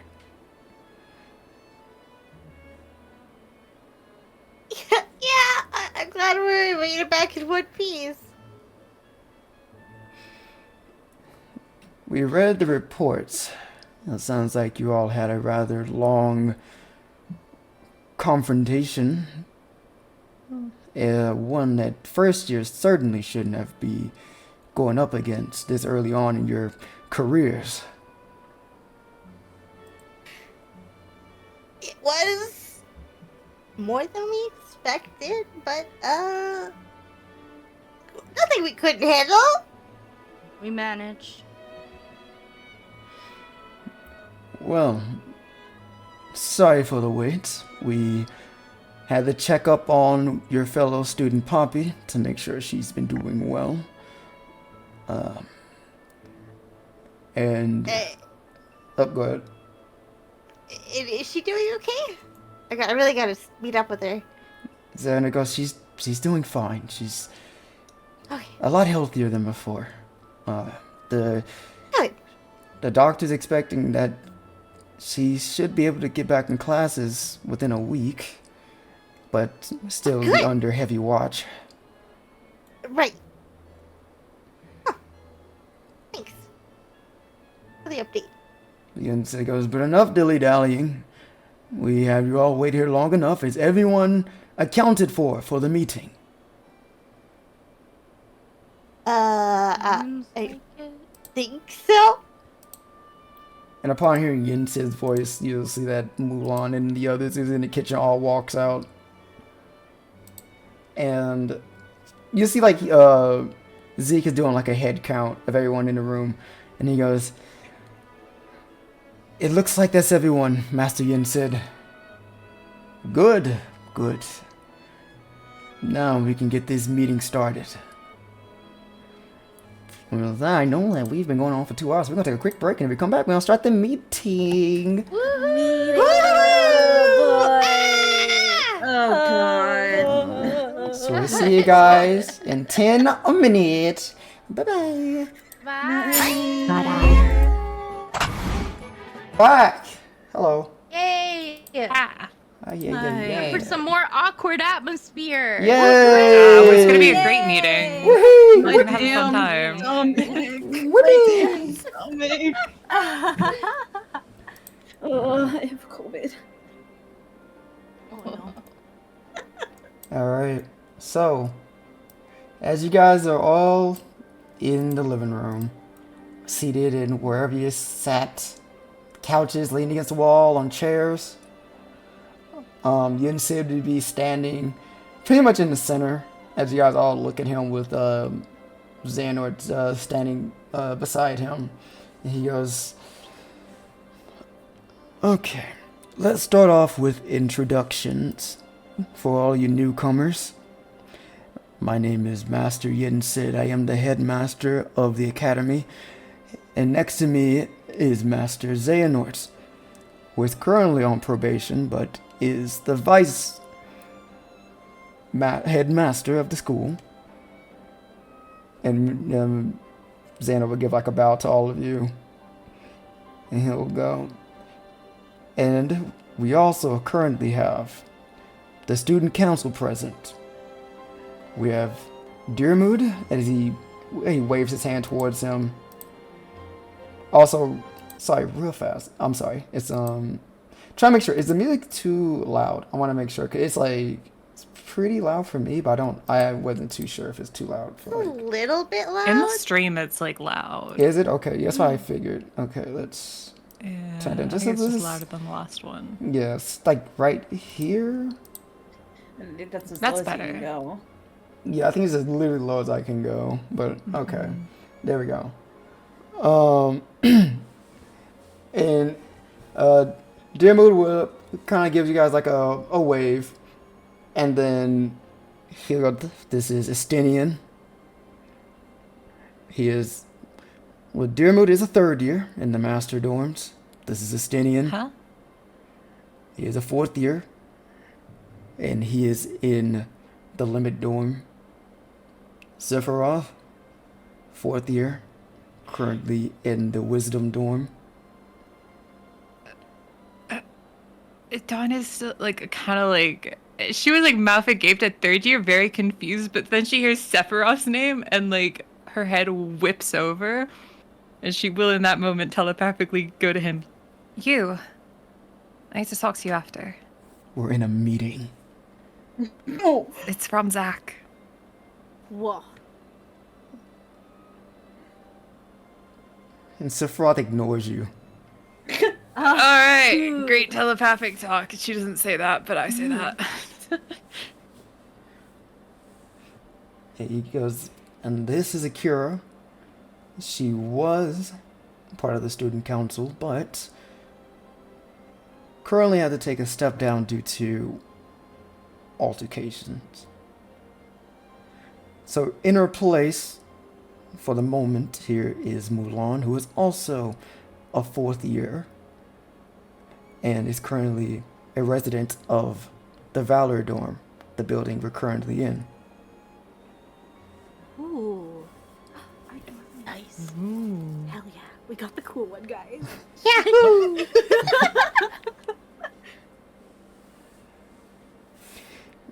These five, you should give your utmost respect towards.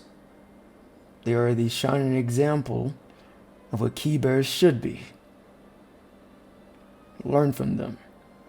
And I'm sure if you need any questions... Juno raises an eyebrow at that, but she says nothing. Fiore, he makes a face. Ew. Io is going to chortle at that, look at Estonian, and go, sure.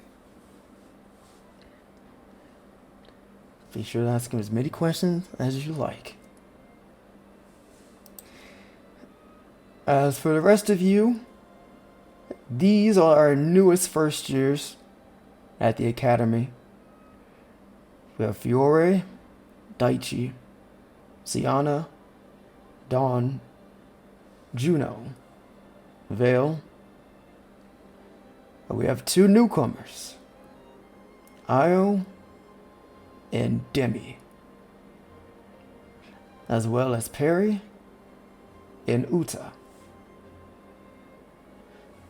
All of you have been called here for a very important information. Each of you are connected in one way or another. For some of you here, you may be confused on why certain individuals are a part of this meeting,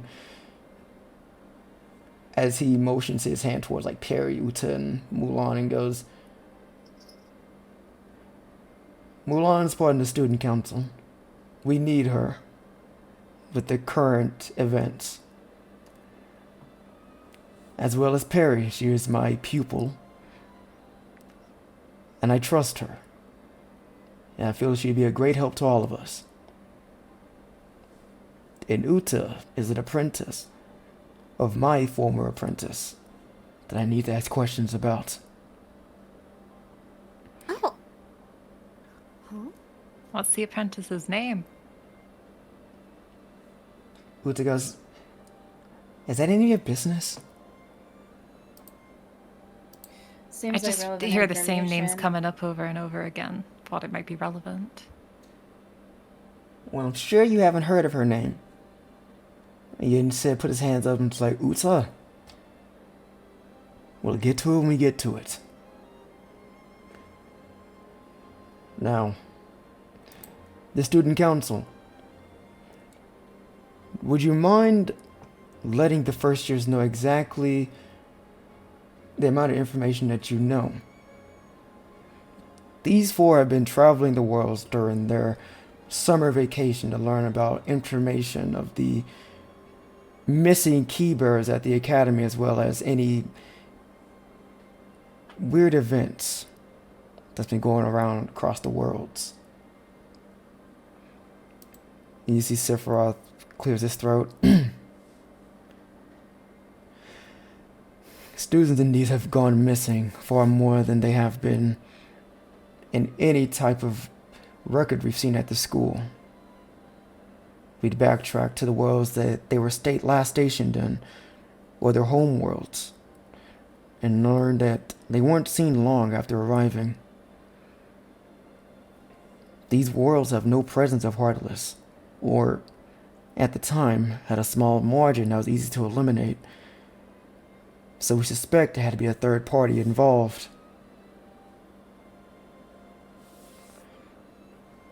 And Estinian goes,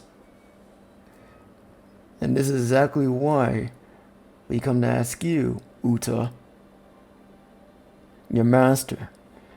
From what you told Master Yin said, she was assassinated. You see Uta grimaces. Yes, that's true. Would you mind describing the person that did this and what exactly happened? And she looks uneasy as she looks around the room. All of you guys start looking at her, and she stares up at Yin Sid, who gives her a very stoic nod. And she a nod back. My master's name was Violet. Juno spits in her drink. Oh my god. Oh my god. And we were stationed in the world Agrabah. It was me and a few other apprentices that she trained. It was kind of like this school, but we were a small bunch and we traveled the worlds learning. While we was in Agrabah, we were stationed there to safeguard Princess Jasmine, as my master said there was weird events going around. But as we were there, we were attacked. It was the middle of the night. I couldn't really see much what was happening. But I was able to get a glance of the man. He was tall, with blonde hair. Oh. Oh, Donna's been like clenching and unclenching her hands the entire time during this explanation. And he killed everyone. It was just me and my master left. But my master, she sent me away. And when she did, I saw him take her out. With that, Estinian goes, and as we theorized, there's someone out there killing us key bearers. He's probably being forced to, though. I'm sorry? It's not his fault. Probably. He's probably doing it for a good reason and doesn't want to. Terry goes, did you just say there's a man out there killing for a good reason? I don't... Sorry. Dearmo says, goes, don't worry about Dawn. I'm sorry. She has a very active imagination and doesn't really know when is a good time to say certain things in a conversation. I'm sure she means that he may have an alternative motive for why he's doing this. Right, Dawn? Yeah. Yeah. Yunse goes, let me ask you this, Uta. Did he have a keyblade?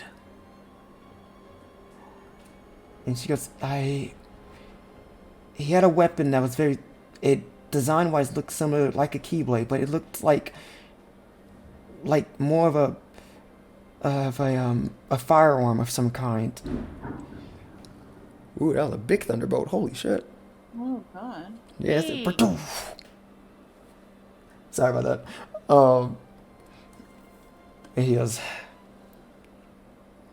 as I expected, And he looks over at you, Dawn, in dear mood. Dear mood goes, you two. You had a father, correct?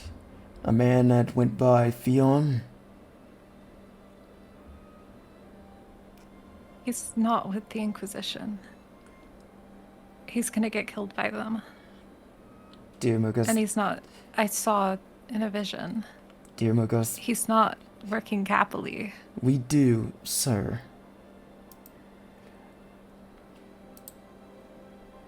And Yinsa would look at you, Donna, just saying all this. And you notice your brother's eyes dart towards you. Kind of like he doesn't like turn his head. Kind of eyes just look at you. And you're hearing your head goes, for 5 seconds, can you not say irrelevant things in this meeting?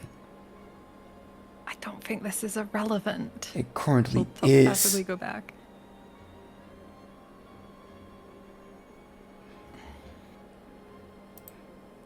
Yinsa goes, your father. Along with Violet, I trained 4 students at the academy. And he was one of them. And he was incredibly proficient when it came to changing the shape of your Keyblade into different weapons. And one of those weapons, he was particularly proficient in firearms. Did you two know about this? No. No, sir.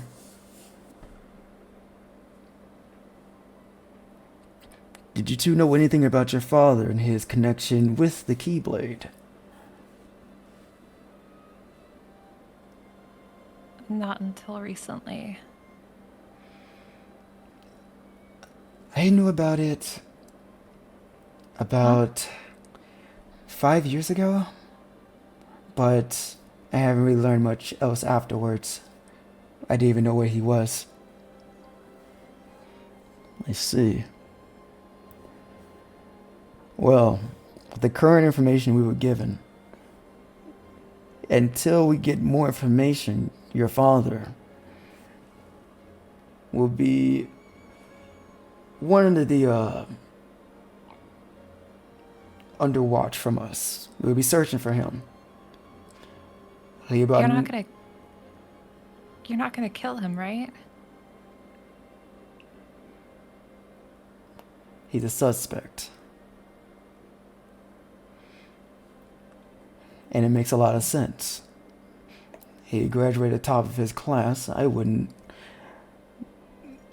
recommend that he would be master class. And it makes a lot of sense that he'd be able to take out as many key bearers as he has been. If we spot him, we would like to bring him back to the academy for questioning, but if he caused too much of a fuss, we would have no choice. She'll look down, bite her lip, and just like clench her hands, fighting back, responding. I understand, Headmaster. We can't let this continue. Yinsid nods. And Uta, I'm sorry for what happened to Violet. I haven't spoken to her in many years, and it saddens me to know that she may have been killed by a fellow student and classmates.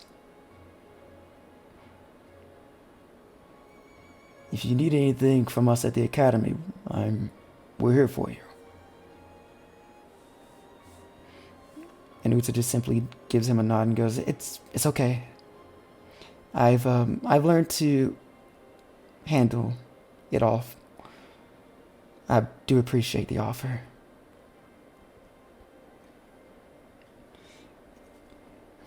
And so far, but that doesn't also mean that he's the only thing that's been eliminated in Key Bears.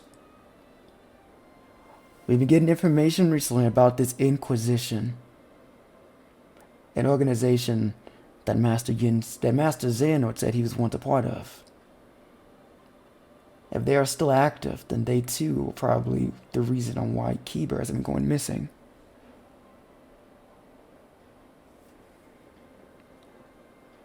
these creatures known as the Malefic, these special nobodies. They've been appearing around, they've been more rampant. More than normal. Still not the level of Heartless, but more noticeable than the year before.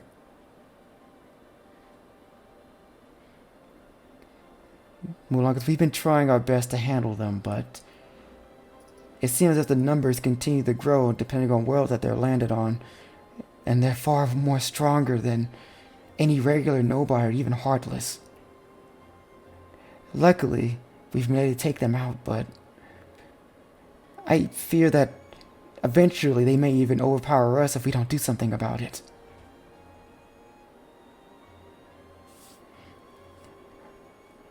Stinian looks at all of you. You all. These Malefics. And the Inquisition. Do you know anything more about them?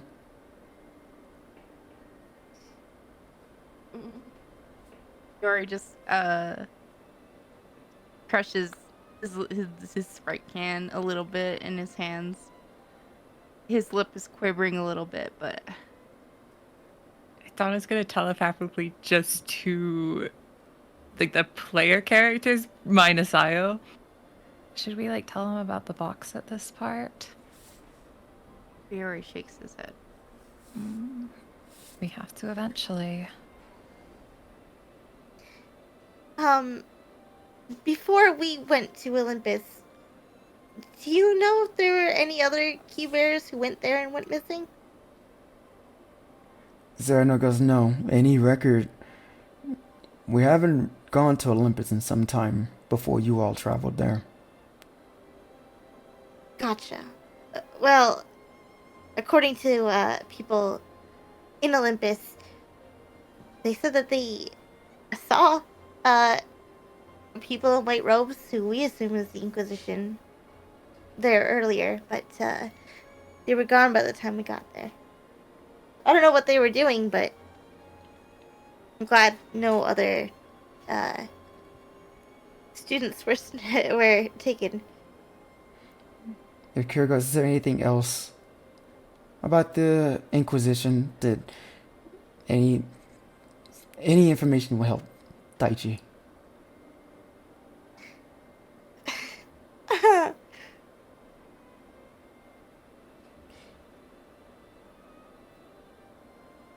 Fiore just looks to Daichi, not saying anything.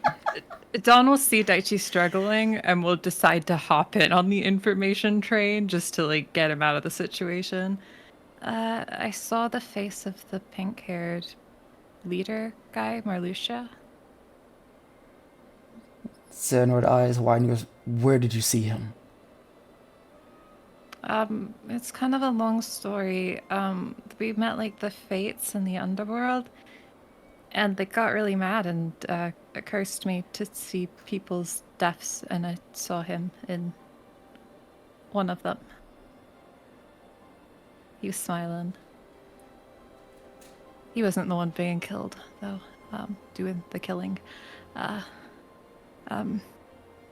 Sorry, I just gonna look down and start like fidgeting a bit. When you say that, you see Sif probably give like a chuckle and goes, insult? What, you insulted the Fates? It's a long story.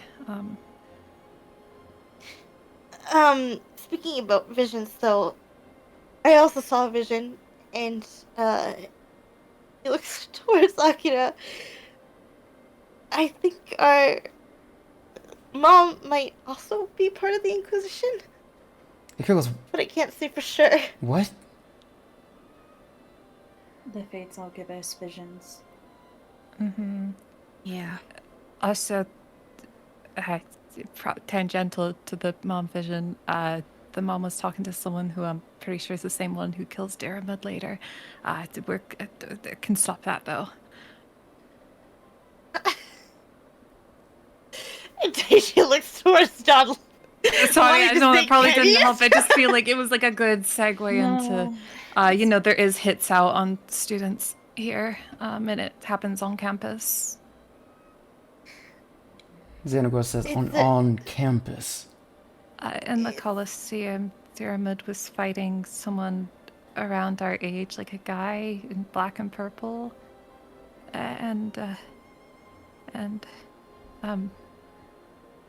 My mother Yeah. was also talking to the same person. In my vision. Presumably, same Presumably. outfit. Yeah. But I don't know who. And I don't know if that was past Yeah. or the present or the future. I didn't see his face. Well, it would have either been past or present because they didn't show us the future, remember? Oh yeah. Yeah. The black and purple didn't look like Sephiroth, did it? No. Okay, just double checking. Well, it sounds like you all had quite the time on Olympus.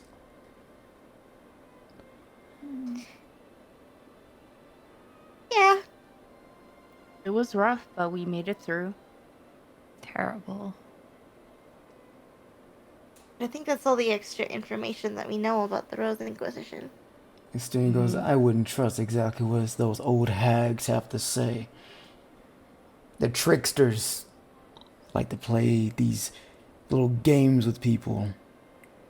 Oh, so I I would- didn't die, maybe. I wouldn't take their vision as complete truths. Sephiroth elbows him. You're just upset they did the same to you at one point. Oh. Did Oh. you get a vision you didn't like? That's irrelevant information. Is that how you knew I insulted them? 'Cause I didn't do that, though. Steen just kind of like looks at you, Dawn. And Dearman goes, anyways, regardless of all of that, they had these visions. It seemed as if the Inquisition may be a thing. With their leader, Marluxia, the possibility of our father being a part of it, their mother being a part of it, and the visions of them possibly attacking the school. Yeah. Santa goes, what do you think we should do? Yin said. Well, there are a few things we can start doing. First off, to all of you, when we read your report that Miss Valerie gave us, I will say I'm very proud of all of you first years to be able to handle 2 worlds in such a short amount of time. Oh, sorry. There is one more thing.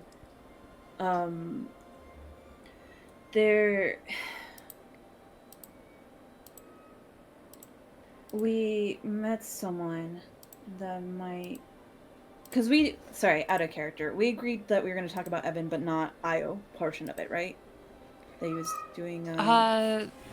Vale didn't want to talk about it all, but Dawn said we should talk about it, but not say Io was okay. involved. Oh, right. Instead of saying one more thing, she'll look at Vale to see if she wants to talk about Evan. She bites her lip, but then she nods her head.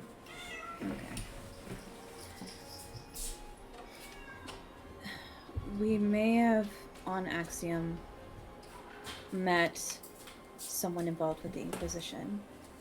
A man by the name of Evan. It seems like he was using it as an experimentation ground to develop, I'm not sure, weapons, something. Xano and Yinsei look at each other, and Yinsei goes, Evan, do you mind giving a description of what he looked like? Oldish man, tall, blonde hair. Bug-eyed. Bug-eyed. Yeah, looked real creepy. Strong cheekbones. Oh, God. Real strong Very- bones. I liked science a lot. He said that if we didn't win, he would come after the school. I see.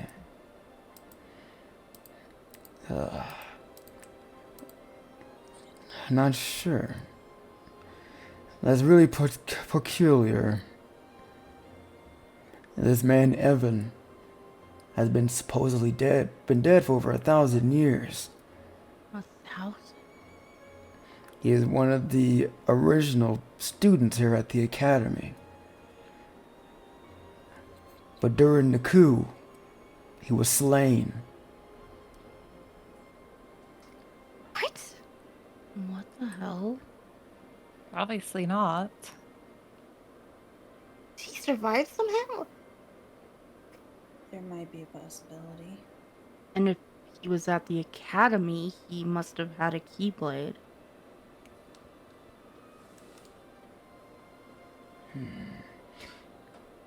Juno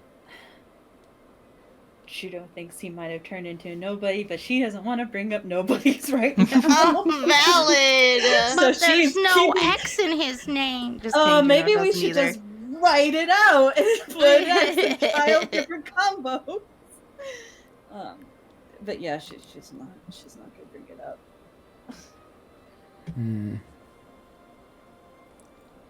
It's another thing we have to look into now.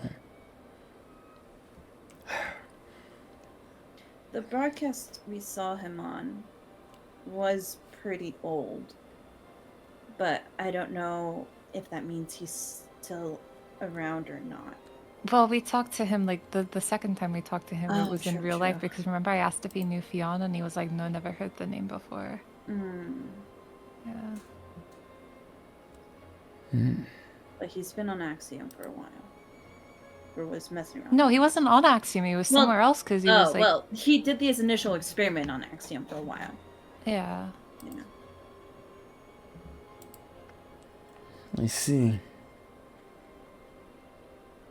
Looks like we have to go back into the records. Maybe it's something we missed. Well, thank you for that piece of information.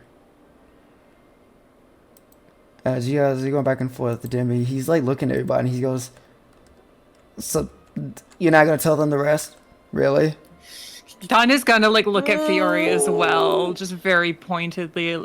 I really think we should. Yeah, and tell them about that freaky guy that cut that plant lady in half. Oh, I wasn't talking about that. Oh, I know what you're talking about. Yeah. You know, risked lives for it, but all right. Istenia raises an eyebrow. What is he talking about? We saw nobody, but they disappeared before we could get any info from it. Yeah. He just appeared as we were leaving, cut a god in half, and then left. Yeah. That's it. Demi looks at you, Fiore. Oh, he's not looking at you though. Had a scythe, right? With a scythe. Yeah.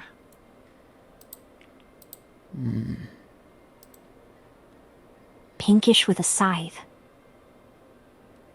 Xiana goes, that sounds like Malusha. Mm-hmm. Scythe seemed to be his weapon. Yeah. Well, as I said before, as I said, well, was going to say, that what we're going to be doing going forward is we're going to refrain from sending out students unless necessary and it feels that they're ready to go to certain location, which we will do our due diligence and have a much more thorough investigation on each world that we send our students to, so we know it's 100% safe for them to go to. This may mean that worlds may be in more danger of the Heartless, but we can't keep losing students and putting them in these scenarios. And Finally, good decision by the school. Sorry, that's out of character. no, I can't say that in character. I'm gonna get blasted, but I will say I am, for me, headmaster of the academy, I apologize for every misfortune that has occurred to all of you in the last month. And I encourage each of you not to be concerned of any possible threat as long as you are on school grounds. With all due respect, Still looking at Fiore pointedly. He's not saying anything. Are you sure I- there's no possibility the Inquisition can infiltrate the school, considering what happened with Poppy? yeah, how can you guarantee it? Because there's no way that Poppy was acting alone. Yeah, and what if there's something on campus that the Inquisition really wants? Oh, Fiore's getting mad. Juno's gonna subtly nudge her foot against Dawn. Dawn is also really bad. I think she's taken off the sunglasses and is just looking absolutely confused and bewildered because she thought that the box was being brought up today. Yeah. I just don't know about bringing it up in front of the council. Not bringing it up in front of all these people. Maybe They have never. to know. Fiore just remains silent. He's looking at Sprite. This is the best group of people to tell it to if you're going to tell it to someone. Mm-mm. I don't know. Perry's here.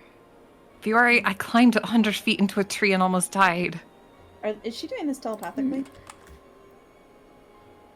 Or is No, she saying this I think she was talked to non-telepathically, so she just responded normal. It was your choice to do that. No one asked you to do that. Okay. What if I just say it right now? Don't do it. Don't know. Master Yensid, what exactly are these procedures you're going to do to make sure that nothing bad happens on campus in case the Inquisition are here? Yeah. We're just a little concerned after everything that happened with us. Yes, of course. I have been attempting to contact my former students. They would be greatly helpful. But only one seemed to have replied, which was the King of Disney Castle. I only have one other student that I can rely on, named Vincent. But it seems as if he hasn't replied to any of my messages. It's Dawn telepathically to Juno, that's your guy. Juno looking away. And he looks at you, Juno, and he goes, Juno, would you know of his whereabouts, being his student? She'll sigh. He's texted me a couple times, but he doesn't tell me where he is. Is there anyone you can contact him now? I don't know if he'll pick up the phone. I could try calling. You can get any type of contact with him. And if you do, can you see if he can come to the academy? Okay. I'll do it. It's much appreciated.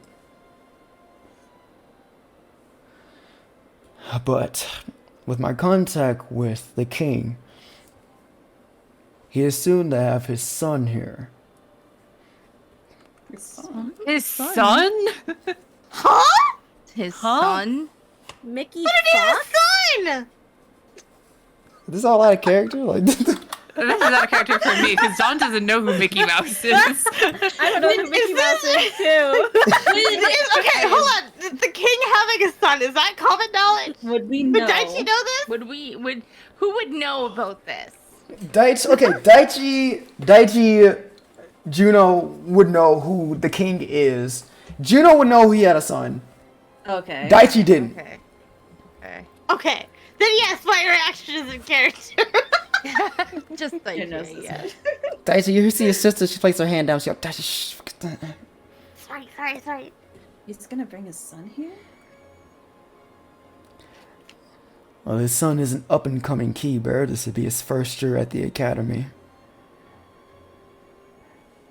But in our conversations, he told me he was going to bring extra reinforcements onto the academy grounds, which would be incredibly helpful. And with our current student council present, along with myself and Master Xehanort, we'd like to believe that we have more than enough people here to keep the place safe, along with the rest of our staff.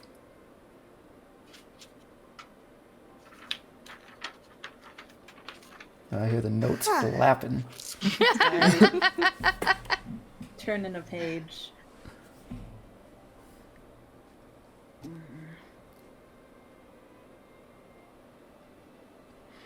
All right. Is that then? Can I go? No. Why not? Estinian says, "You want your tone in front of the headmaster." Fine. He gets like a growl with a little retort. And Yinse goes, "We need to speak about the chains that connects all of you. Currently in this room, I believe all 12 chains are present. Am I correct?" Trophy, can you show the chains? And he yanks. And you guys see all Donald had his head. you see all the chains are there. Yes, that's all accounted for. You all are linked for an unknown reason by a man named Astral. One of The old man. You said it out loud? Yeah, just under her breath, though. To which Yinse goes, "One of the first keybearers to establish the academy. How he's still alive to this day, I don't know." I think he's dead. I Said he think was dying. maybe there's some kind of reincarnation going on, maybe. I hope not. Same person, different form. I hope so. Yeah, Well, very different opinions on this situation. Yeah. We saw him on the way to school. And then you kind of said that this was what? Did he say it was like his final act or whatever?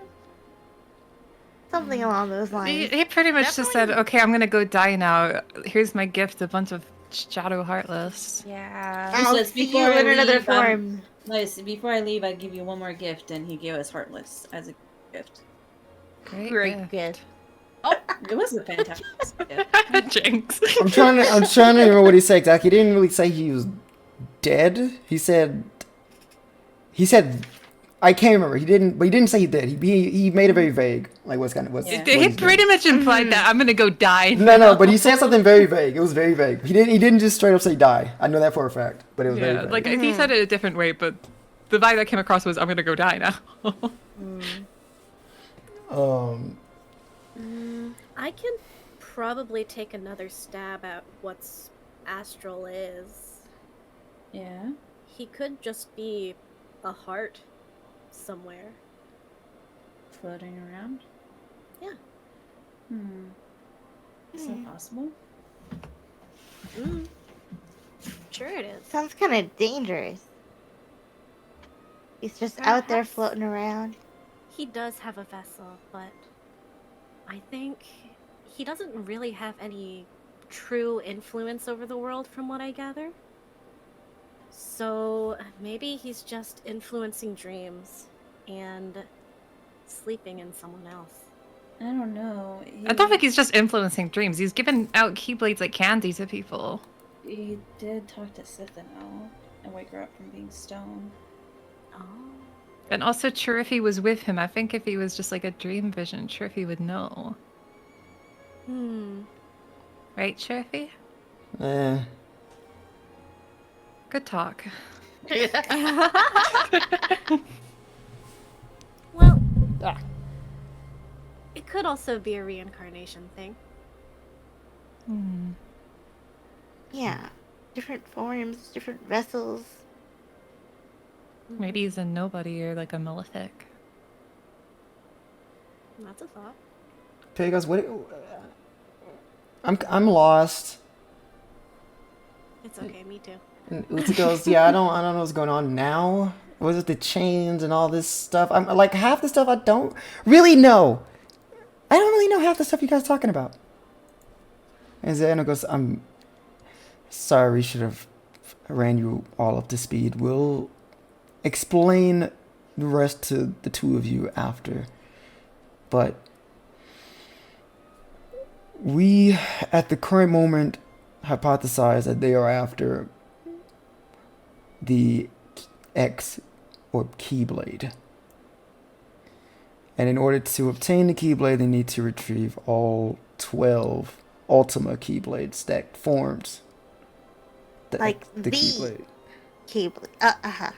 Yeah. Okay. Oh. And the Ultima Keyblades, some are here, correct?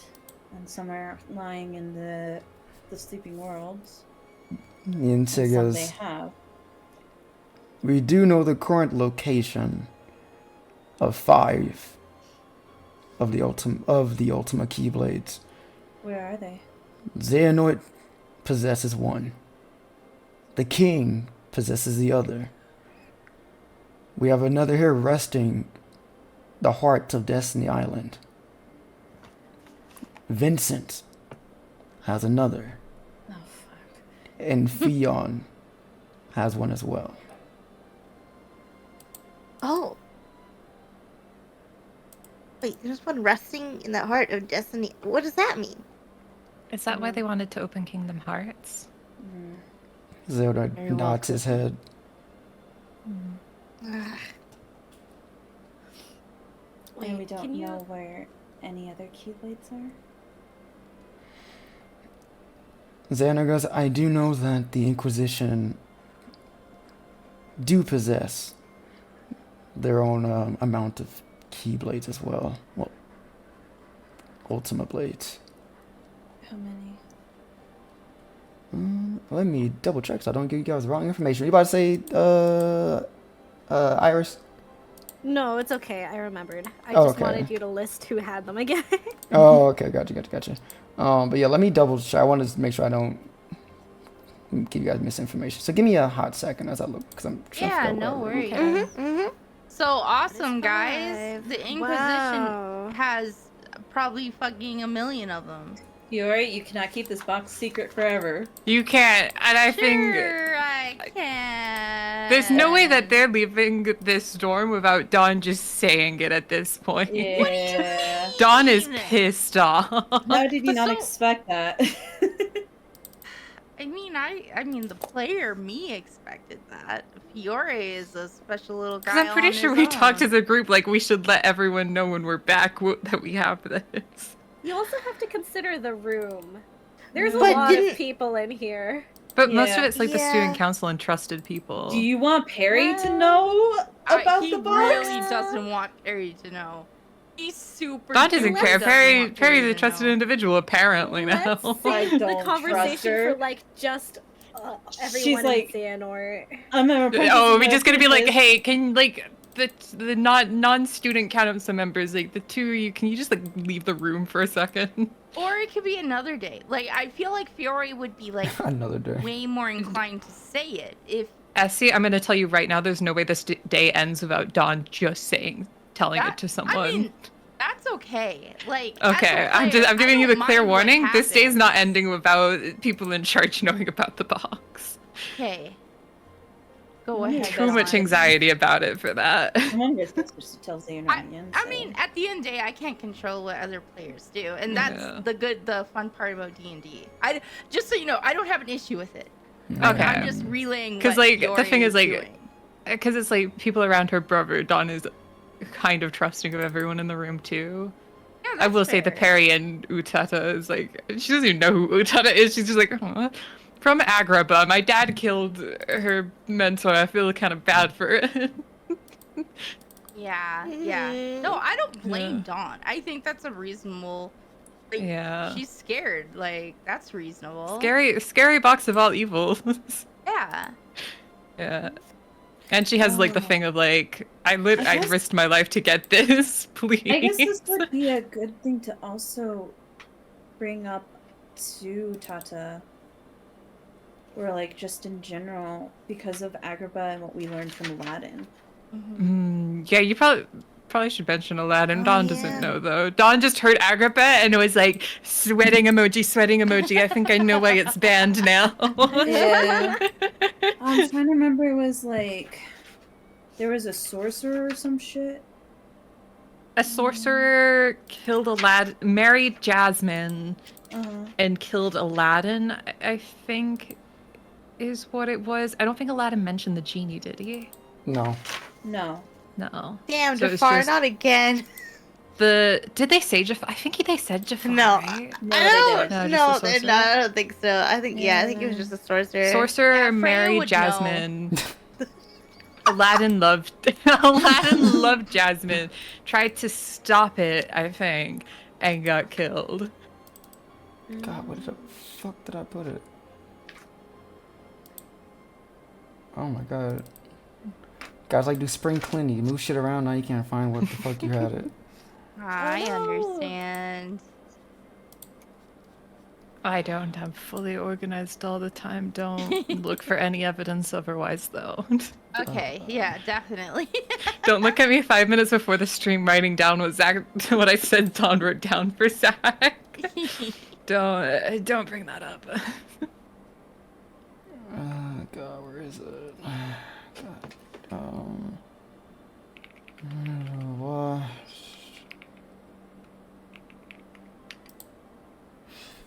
Alright, you know what? Hold on. Now I gotta remember on top of my head. So let me see if I can figure this out. You got this, Okay. brother. Do the math. You got this.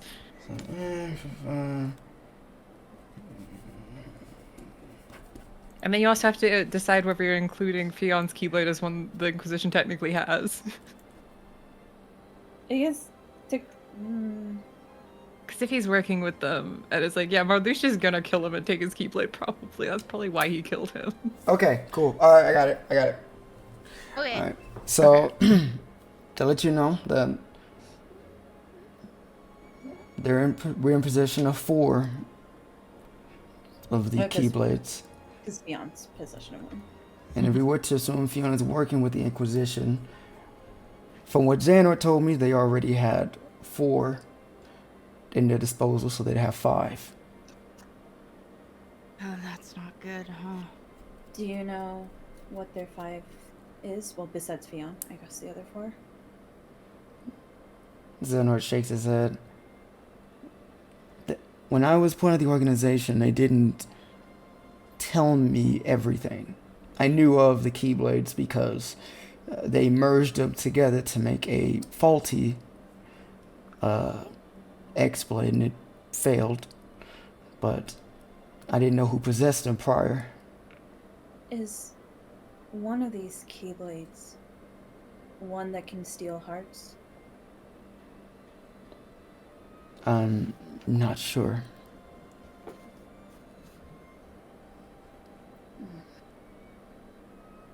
Yinse goes, so that leaves 3 Ultimate Blades out there that the Inquisition don't have their hands on. Would they always be in the sleeping hearts of, like, the worlds? Or would they be in the hearts of, say, like, princesses or people?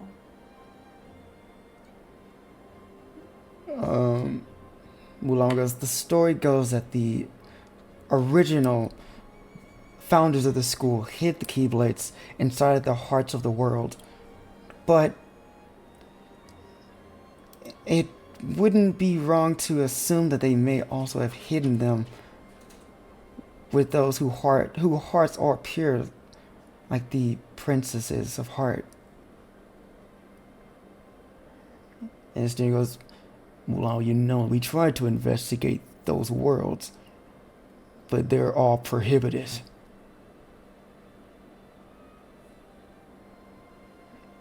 Mulan goes, I know, but that doesn't mean that they're not possibly there.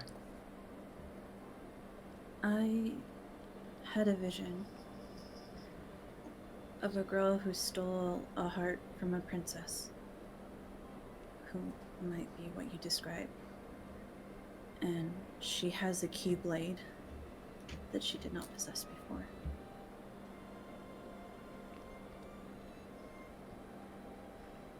Sephiroth goes, well, that's... I wouldn't say that's out of the ordinary. She may just be a key bearer, and releasing a person's heart with a keyblade isn't something that's uncommon with key bearers. She did it by force to another person. She's also working with a green-skinned woman and a dragon heartless. So I don't really think it's a normal circumstance.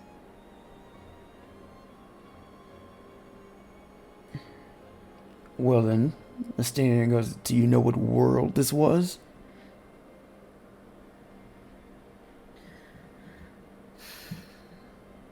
The Dwarven Woodlands. Well, it's one of the prohibited worlds. Estinian, do you think it's a coincidence that all the prohibited worlds currently are worlds are homes to a princess of heart? We met someone from Agrabah, and he said that he was killed after the sorcerer there married Princess Jasmine. Uta gets up from her seat and he goes, Did you get the name of the sorcerer? Not the name of the sorcerer. We only know the person that we met was Aladdin. That had to be Jafar then. Because we weren't there, we weren't able to keep them protected. There's gotta be some connection with the princess's heart and these keyblades.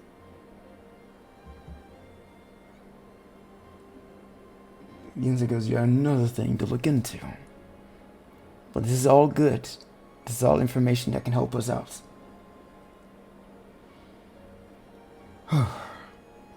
We don't know the whereabouts of the remaining keyblades, which means it's a race against the Inquisition. And well, that also means we'll be have to face the Inquisition in the process of searching for these. Me, Xehanort, will dig into the archives to learn information about any possible location of these keyblades and any information about the Inquisition, if anything remained or was recorded. As I said before, if there is a killer or an assassin out for keybearers, you all will remain on campus until further notice, until we feel that you are all ready to handle worlds on your own again. Each of you, currently in this room, you are the last line of defense against the Inquisition, which means you first years. As much as I would not like to put this much pressure on you, you'll need to get stronger to compete with them. Say less.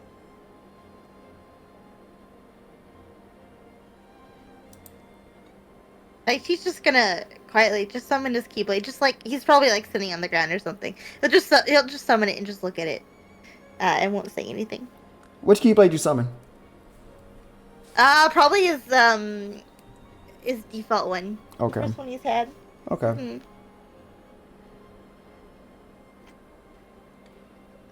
And Vel goes, well, as Master Yin said,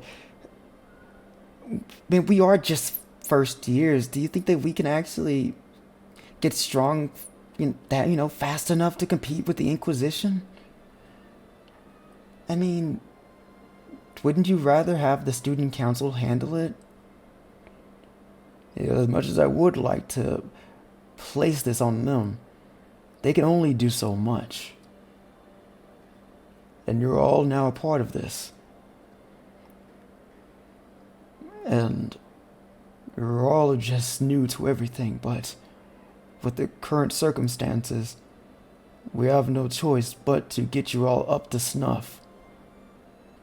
We don't expect you all to be on the same level as the student council, but We need you to progress faster than any first year has at the academy. Do you all believe that's something you can manage? I can do it. Definitely. Daichi grips his keyblade and nods sharply. We have to. Dawn's brows just furrow as she looks at the ground. Nervous. Xiana nods firmly, hands on her lap. Vera will look at Io, see what she'd do. I was going to shrug her shoulders and smile. And then nudge Demi, who is probably really fucking mad right now. I can only imagine.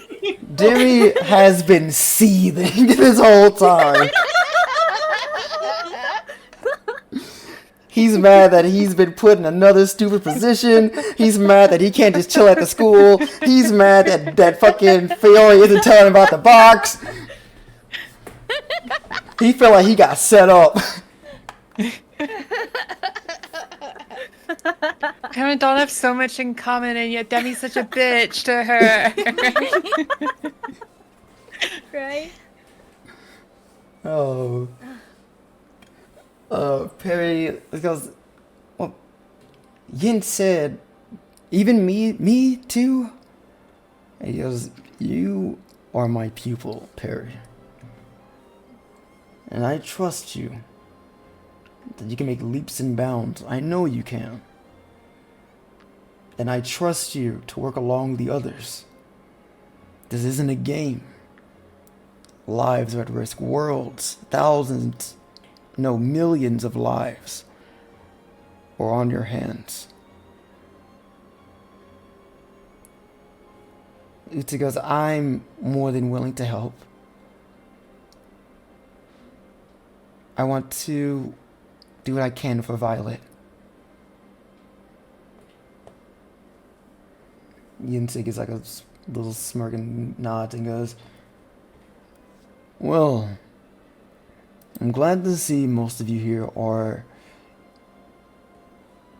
I wouldn't say looking forward, but is willing to help with everything.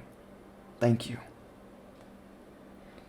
Wulan goes, well, Master Yin said, do you think that we can't have them on the world forever?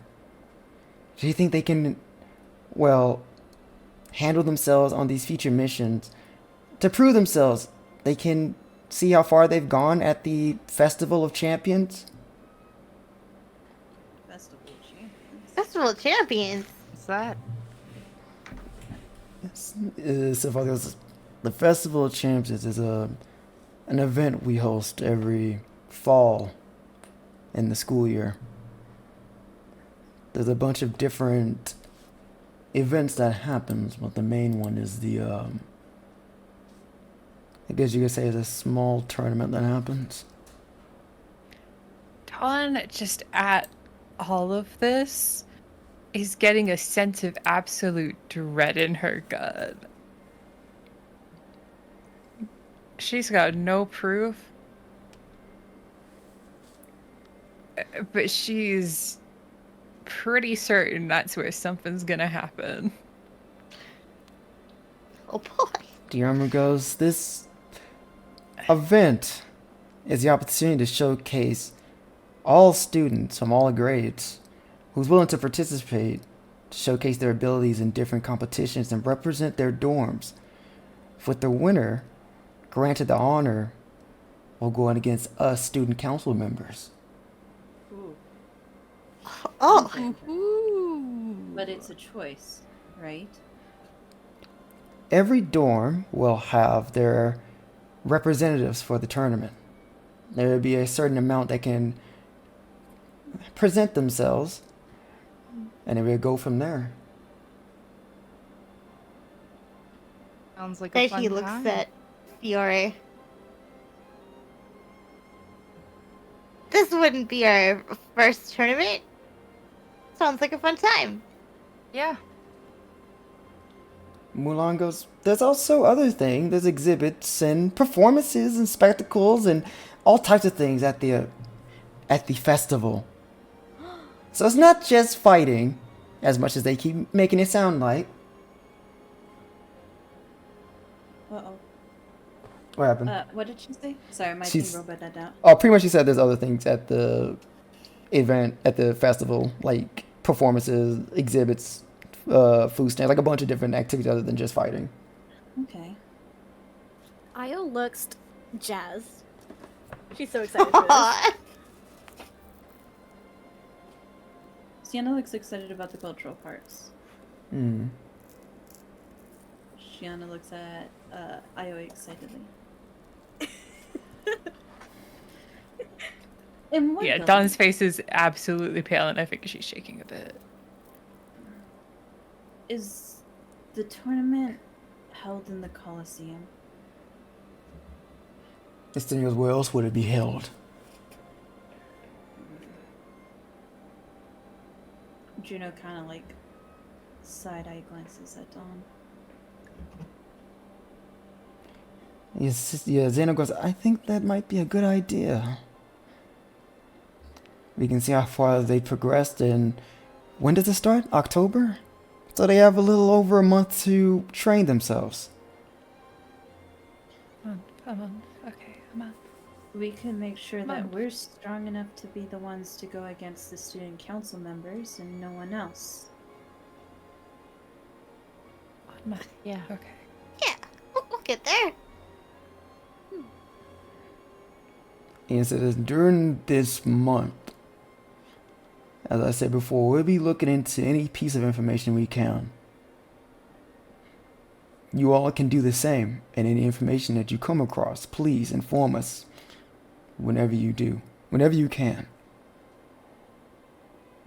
Right. Sounds good. And he looks around. Is there any other information that you all have?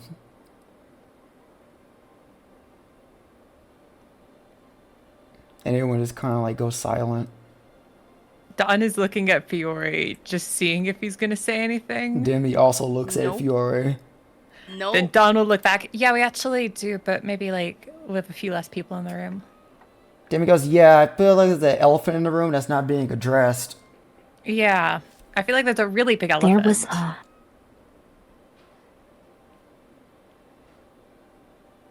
There's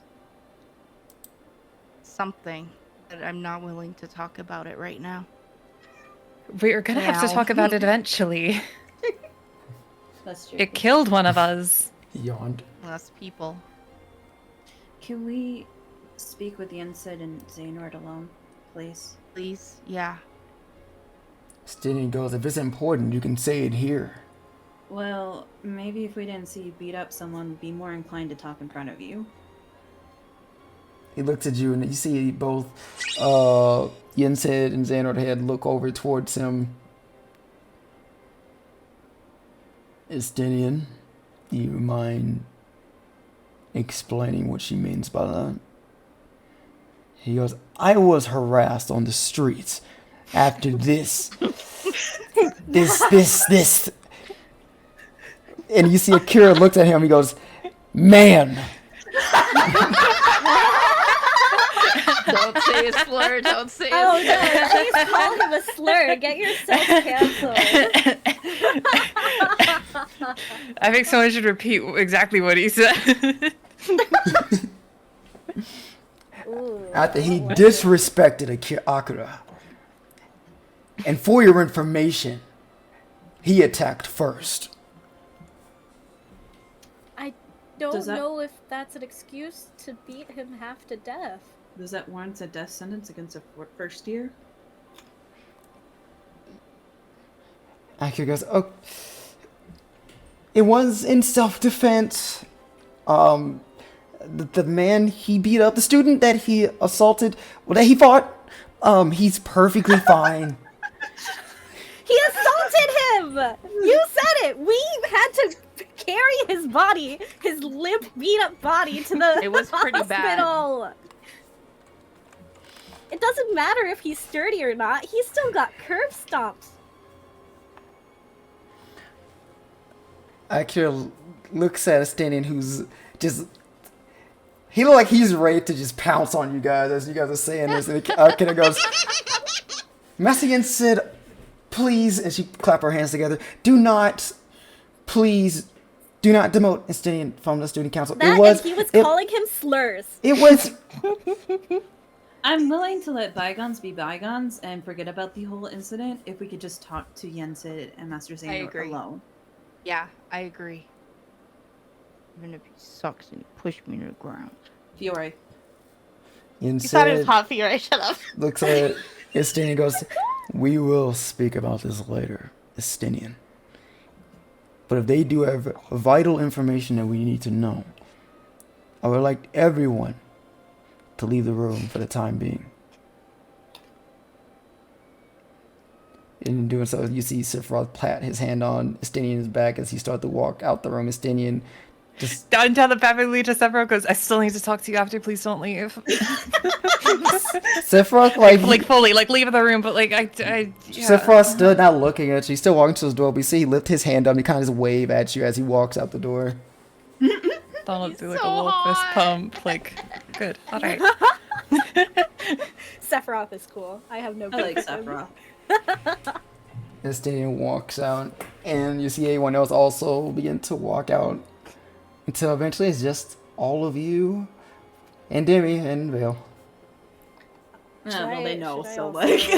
I think Io can stay. Io starts to walk out. Like, We're just like, no, not you. It's like the fucking like SpongeBob, everybody leaving. But Yeah. You keep it alone. no, you stay. No, you stay. Xander goes, so what exactly did you want to tell us? We brought back from Olympus the Pandora's box. The Pandora's box? It was the box that was open and creating massive amounts of darkness, unbelievable amounts of darkness in Olympus. It had been open for like probably 5 years. The amount of time the hero was missing.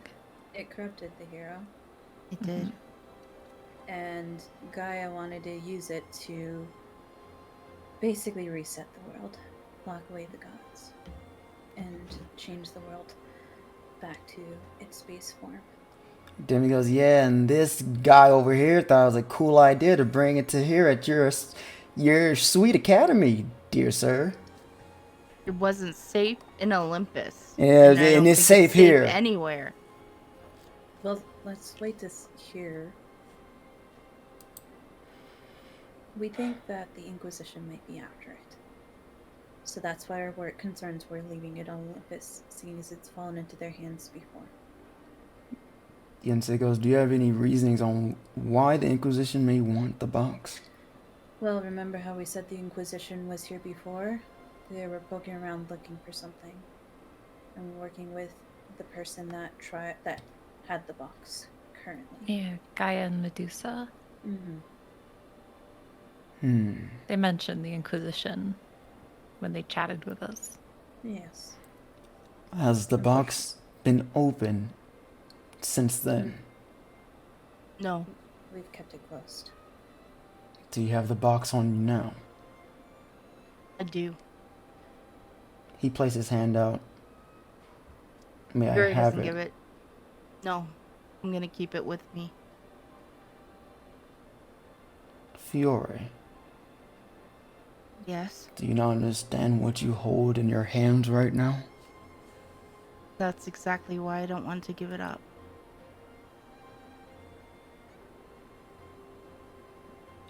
Okay. Then tell me, why do you want to keep it? Because I don't want the Inquisition to get their hands on it. And I don't believe that the school is invincible against the Inquisition. And you think you are?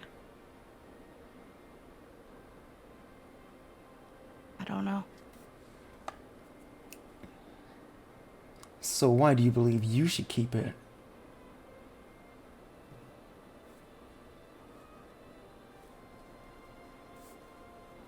Because I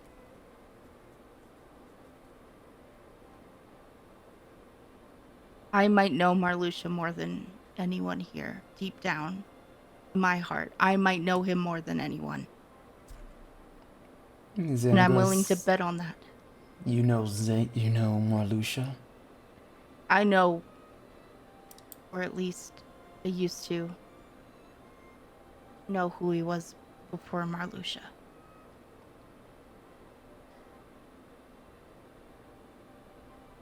Yinse goes, I'd like all of you to leave the room, except for Fiore. Oh shit.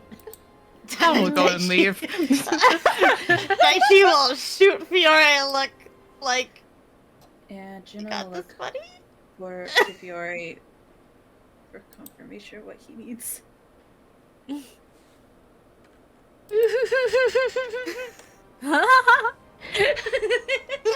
Yeah? Are you gonna be okay there? He's just gonna not. He's gonna be okay. Alright. Alright, well, Daichi nods back. Leaves the room. As Demi leaves the room, he is kind of like under his breath. The Fiore goes, you should have just gave him the fucking bag. As he leaves. Is he leaving like the dorm or where is he going? He's just leaving the dorm. He's leaving like completely. He's getting Okay. out. Yeah, this isn't his dorm. Well, like, it is. I was gonna bring it up. Why are we having this conversation in the living room when, like, the other group is probably back as well and could just walk in at any time? I mean, they walked out to like the entire dorm. They just walked out. Yeah. No, but like Brule and Choco and them. Oh, because they're currently in school. School's still in session. Oh, okay. That's what they're still going. Utata got a pass from school. Yeah, that's why she's like, I got out early to be Okay, so that's here. why we're just talking in the living room. Yeah. Uh-huh. Okay. Oh, Juno doesn't know. But Ooh, trying to get a good Can song for them. Juno stay? No, just you and me. He just shrugs at Juno like he can't do anything. Can I make an insight check? Does it sound like he's gonna hurt Fiore? Go ahead, make that insight. Oh wait, fuck. Sorry. Sorry about this roll in advance. You know what? Maybe I'll use my maybe. Iris, I feel like I think 90% of the crew has a -1 in insight. Well, Welcome to Kingdom Hearts! Yay! You know the rules we gotta face? Forget about them. She got a 4. She got a 4, by the way. No, it's with advantage. With advantage? I had an advantage from chat. I have a +1, but Alright, go ahead, roll again. No, I rolled it twice. Oh, okay, never Well, it's a mind. 9 and a Yeah. 4. Oh. So it's a 9. Oh, it's a 9. Yeah. Okay, Yeah. gotcha. Yeah, you don't know. Alright, well, seems legit. He seems trustworthy. I'm gonna go. Yeah, he's a master. Why would he have any suspicions? Why of would he other run the school and be a motive? bad guy? That's fucking crazy. God. Okay. Juno, before she leaves, she's like, Master Yan said, I respect you and I'll leave, but if Fiore gets hurt, then you can forget me being a part of helping out with this operations. Oh, And then I she'll love walk you. out. Oh my god, she's so cool. Juno is the coolest. Juno's so cool. I love her. Doesn't want Fiore hurt. Xiana looks at Zehanort. Zona just looks down at her and he like pats her back for her to walk out. As he's also walking out the room.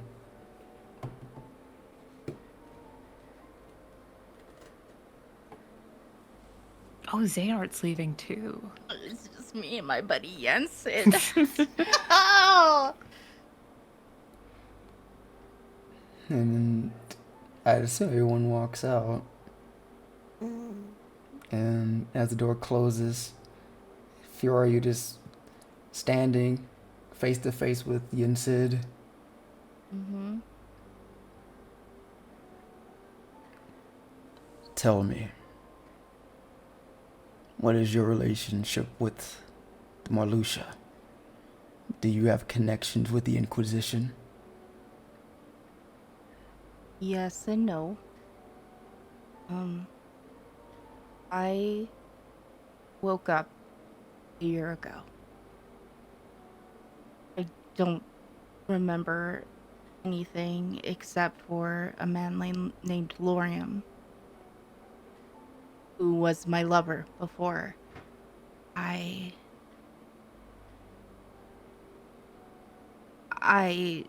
became a Malefic myself.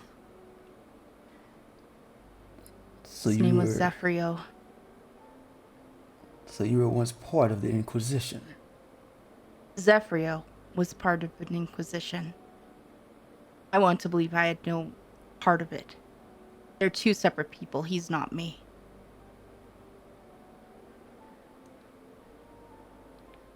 A nobody is just a shell of a former self, which means that it's still you.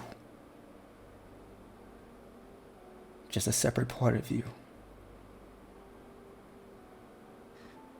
Well, I can't remember. And If I'm being honest, I don't remember anything about why I would have chosen to do that.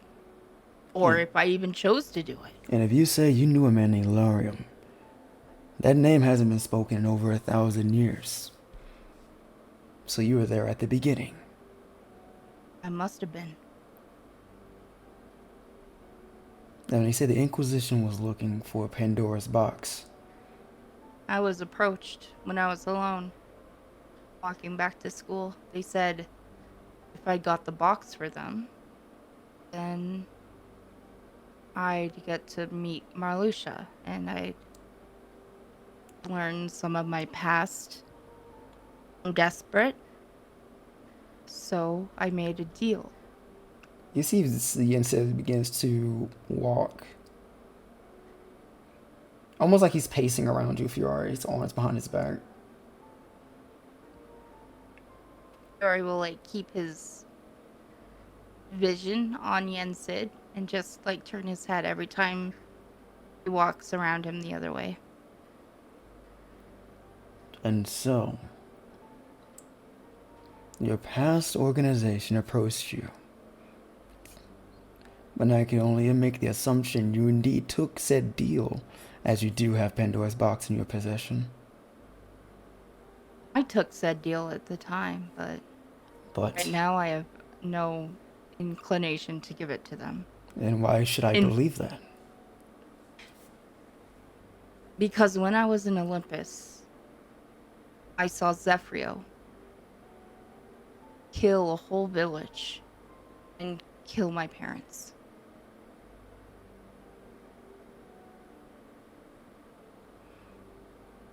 Fiore do understand as how both dubious and convenient this story sounds. Sure. It's up to you if you want to believe me or not.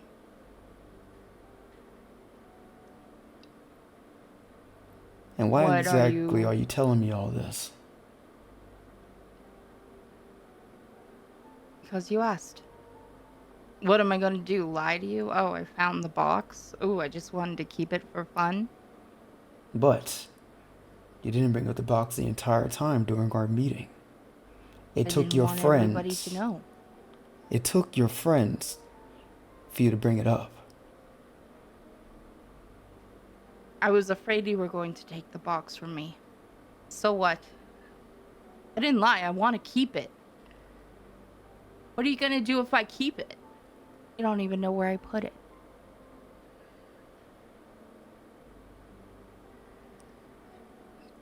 You want me to believe your friend wouldn't know exactly where you placed the box? They know. I trust them. They proved to me that they're trustworthy. And maybe they will tell you. But what are you going to do? Go into my room when I'm sleeping? I'm not going to give it up to you. Give me one reason why I should. The school's not safe. Sure, I'm not strong enough yet, but I'm going to work towards that. Fiore, everything you just told me just solidified on exactly why we wouldn't want you to have the box. Do you not understand the logic that you just told me? The fact that you are claiming to be a former member of the Inquisition, whether it's Zephyr or yourself, a former member of the Inquisition attending the school, came an offer by said Inquisition, you took it, you have the box. You say you don't want to be a part of them anymore, you don't want to be part of the deal, yet you don't want to get rid of the box because you don't trust the school and what we can do. And yet you believe you yourself can keep the box safe. You're not understanding that I don't have any memory of that happening and that I'm getting the slow drip version of what my past was. What I was isn't me right now. I'm my own separate person, Master Yen Sid. Fiore, Yeah? for the safety of my school and the students, I couldn't care for your missing past or memories. I'm going off the information you've given me at this moment. And everything is stacking up for me to, one, not trust a single word you've just told me. At least when it comes to you turning from the organization. And two, for me to trust you. You could easily... If you couldn't trust me, why would I have told you all this stuff? If you couldn't trust me, why would I be upfront and honest about this all? Because I don't know your intentions with the box. You say you don't trust us. Or you don't believe we can keep it secure, but you believe you yourself can. Honestly, I don't. But I don't know what to do, because I don't know if there's a single thing out there that can keep the box safe from them.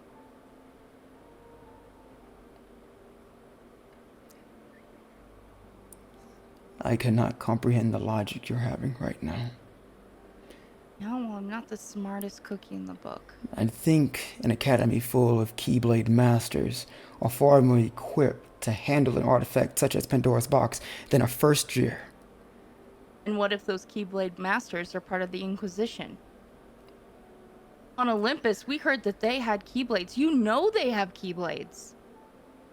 So why do you think there's no spies at the top here? Fiore, before you leave this room, I want Pandora's box. I'm not giving it to you. And I want you to leave the academy. I'm not going to do that.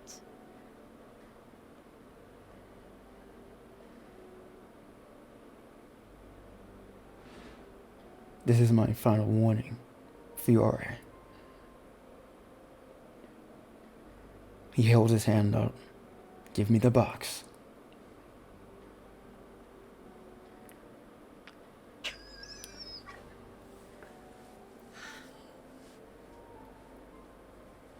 If I give you the box, can I stay at the school?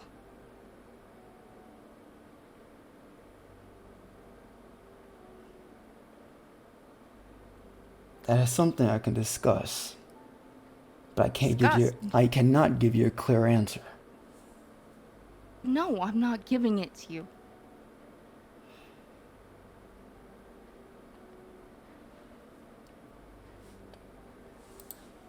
Alright, give me a sec.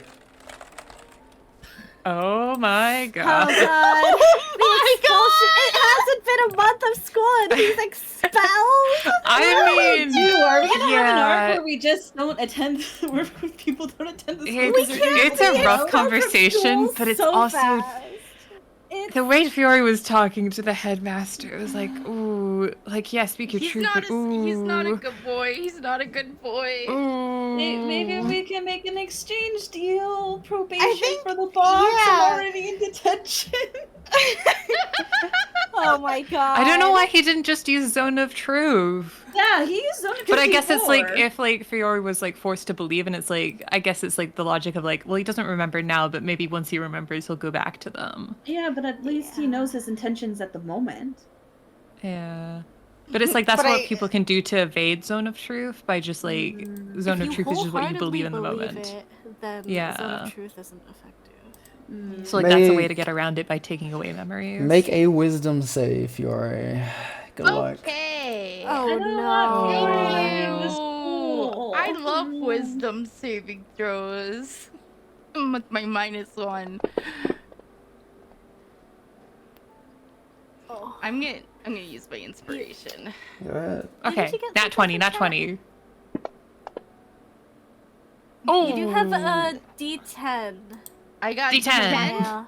Meow. Yeah, gave you Thank one you. for saves. Ooh. Okay, so Okay. that's a 17. Gives Master Yensid, headmaster of the school.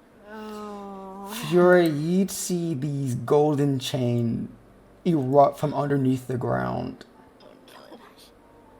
Fiore has advantage. This is the only thing I'll let you roll. This is the last one. I don't care what chat gives you after this, it's the last one. advantage. Okay. Okay, One. okay. You last could do one, better last than a one. 7. Yeah. Nope. I can't. Oh, okay. Back to an 11. Oh! Oh. These golden chains erupt from underneath the ground and they wrap around your body. Ugh, You're currently restrained. let me go. You clearly cannot be trusted. Yes, I can. And you see he starts to walk away from you. He goes outside. I will speak with your friends to get the location of Pandora's box. And then we will continue with your expulsion from the school. No, no. And he walks out and closes the door. And as he's outside and the rest of you are there, along with the student council and everyone else, he goes, I have unfortunate news for all of you. Fiore has been expelled from the academy. What? What? He's No. What? What? Why? And all everyone else also in the back kind of like shocked, just realizes happened pretty. This shit kind of escalated fast. He goes, from the information he has given me, he cannot be trusted here at the academy. And he looks down at the group of you all and goes, Is it just because he didn't give the box? Like, I know. You've got I would like to it all know, wrong. for the rest of you, where is the location of the box? Hold on, we can't just let that happen. Fiore is very trustworthy. I know it looks Explain suspicious, what but happened first.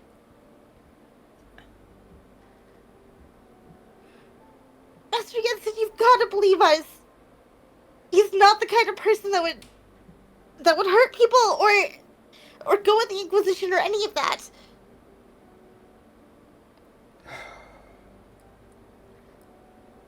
If I tell He's- you all, then that means the rest of you. He looks at anyone else. I'll have to tell them about the box as well. But Fiore's part of the chain, so isn't he trustworthy? Like, if Astral put it on him, then even though I don't like Astral and I don't trust his decision making, What everyone else seems is currently happening is very time sensitive. if we tell you where the box is, can he stay at school? Can't you just put him on probation or something? Yeah, like keep watch on him. Like Xehanort did with me when I didn't want to be part of it. Like Don said, he's part of the chains. He's part of our group. There's a reason he's connected to us. You're gonna really deny fate like that? It's really not what you think, I promise. I'll say again. If I were to explain what he told me inside, everyone else here will also learn about the box. You probably don't need to explain what he told you inside, because he's told us. Yeah, already. if it's about the reason for it, getting It's about it. his past and who he yeah, once was. okay. Yeah, He told me in private details about it. He didn't tell everyone else there. He told Juno, not the Malefic part, but he told her about the nobody and stuff like that. Dawn will telepathically say to Yensid, I know about the Malefic thing, and he doesn't seem okay with it. It seemed like he wanted to kill Marluxia at the time of the conversation. All protest. And I have given him a choice, and he's made up his mind. He's got a reason for it. It's not a good reason, though, I'll be honest about that. And I have my reason for why I made this decision. Now, I will once again say, where is the location of Pandora's box? You're not looking to talk to us about anything. How are we supposed to give you information when you won't even listen to us? How are we supposed to be a part of this? Trust goes both ways. Well, I do think we should give him the box, but, I think we should, but I don't think Fiore should be expelled over this. yeah. Like, we're gonna give you the box, we just... Fiore saved my life multiple times. He saved mine too. If he wanted to harm any of us, he would have done so already. I could read his mind. I will say, as you guys are out here having this conversation, Fiore, you're still inside, chained up. You can't move an inch. Yeah. You can hear screaming on the other side. You can hear anyone screaming. But you can feel like this wind blow against your neck. Oh, fuck. Oh my god. As you see this creature My body doesn't have a buddy, no! Oh shit. Oh Fiore, yell! no! Fiore, yell out! And as he looks at you, Fiore, he put his one hand up to his mouth for you not to say anything. Oh. He doesn't say anything. Oh. The creature goes, I can free you. And you can meet my master.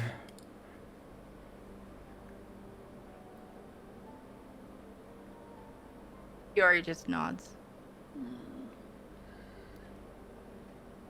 The creature raises up his scythe and looks at you, Fiore, seeing if this is what you absolutely want.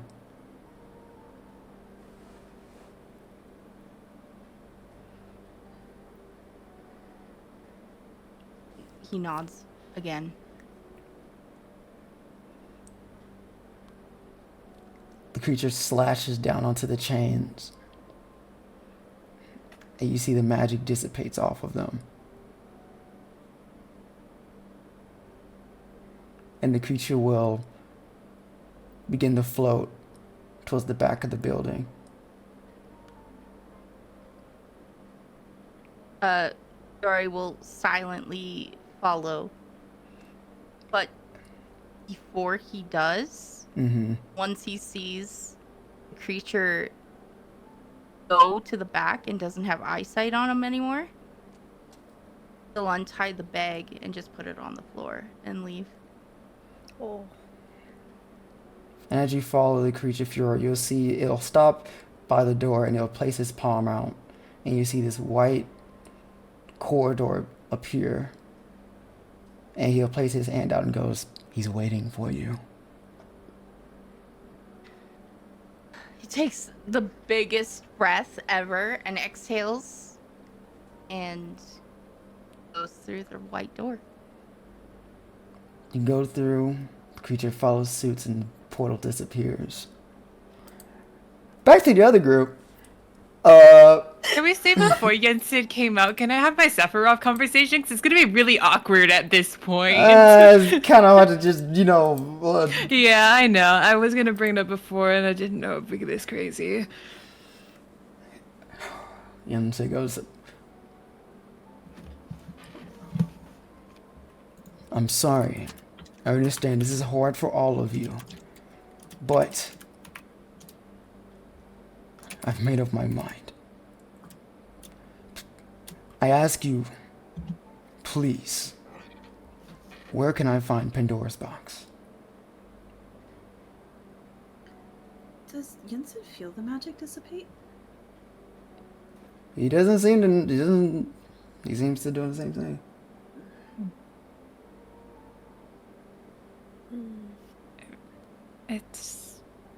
It's on him. On his person. Damn, it's a bag. He has a bag. And that's what the box is. Negan said his nod just thank you. As he turns and he walks back. And as he places his hand, whoop, teacher, go ahead. Oh no, if he's going inside, Juno's gonna follow. She's not gonna leave him alone with him. But when you place his hand on the doorknob, you see he freezes and stops. No, it couldn't be. What's wrong? He'll place his hand behind all of you. None of you move. Stay where you are. As he opens the door and he subtly walks in. I don't think Juno's gonna win, I'm gonna be honest. She's gonna peek in the door. As you peek, you'll see Master Yoda is just standing there. And you look inside the room, it looks like nothing's there. Fiori's not there. With the Juno exception went in. of the bag and the box. The box is outside of the bag? No. Or is it still- Well, you know it's the bag, but it's the box, and the box is in the bag. We don't know the box is in the bag. You could have taken the box out. Well, we'll find out pretty soon, but Juno will run Yeah. in. What did you do with him? he was here. I didn't hurt him. He was restrained. Somehow, someone broke my magic.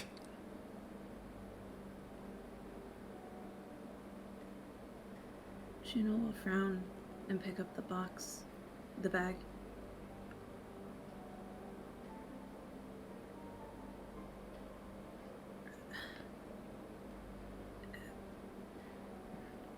But where is he now? Like, she'll try and look to see if there's any sign of him. You look around and you don't see him at all. And you and Sid will go, is that the bag you all spoke of? Juno will put her hand in the bag to see if she can pull out the box.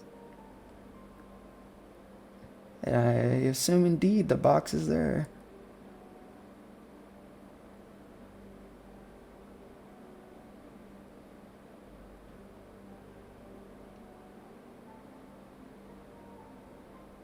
She'll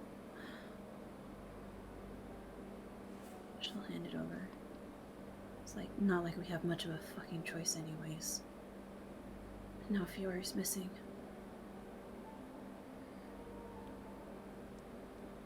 He takes the box and goes, I'm sorry, Juno.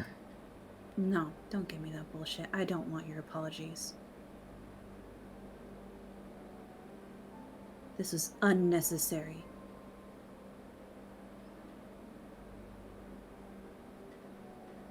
It was your job to protect us. And Xana goes, everyone calm down. I understand emotions are high. But I'm sure Master Yunset had his reasons. Master Yunset goes, yeah, as the rest of everyone else walks in, with all the commotion, he goes, if you all weren't aware, what Fiore told me, he was once a member of the Inquisition. Over 1,000 years ago. A Malefic, reborn only a year ago. He joined the school. The Inquisition came to him to reclaim Pandora's box and give it to them. From what he told me, he is no longer affiliated with them, but at the same time, he would not give me the box. For his reasoning is that the school and no one else could protect the box but himself.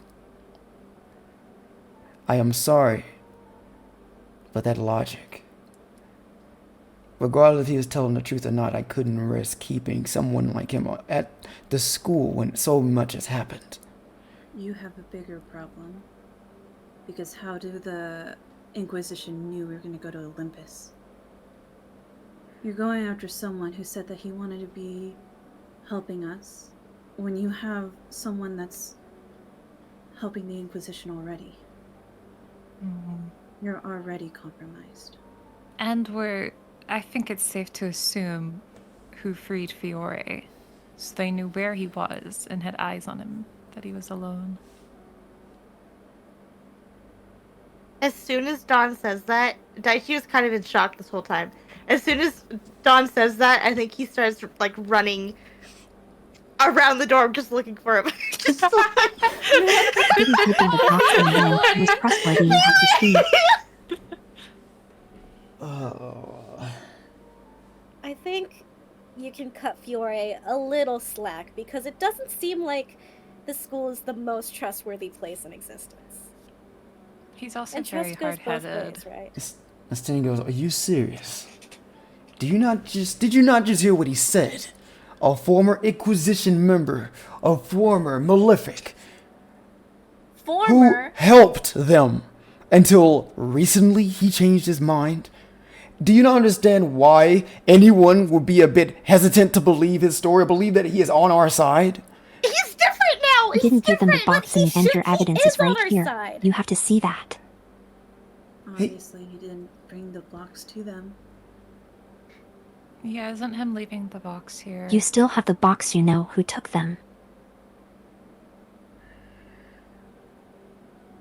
Isn't it putting his own safety They at made risk sure by they leaving, didn't get the box. by leaving the box here?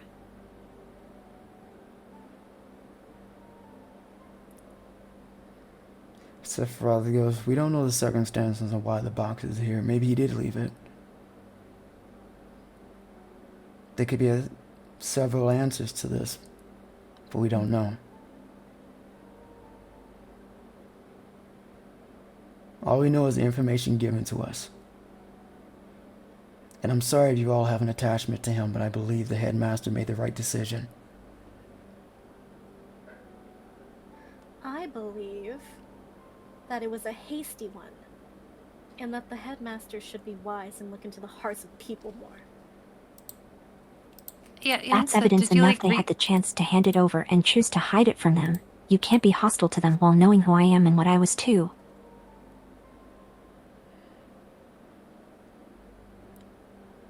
Akira goes, "I'm sorry, guys, but we've lost a lot of people, a lot of friends.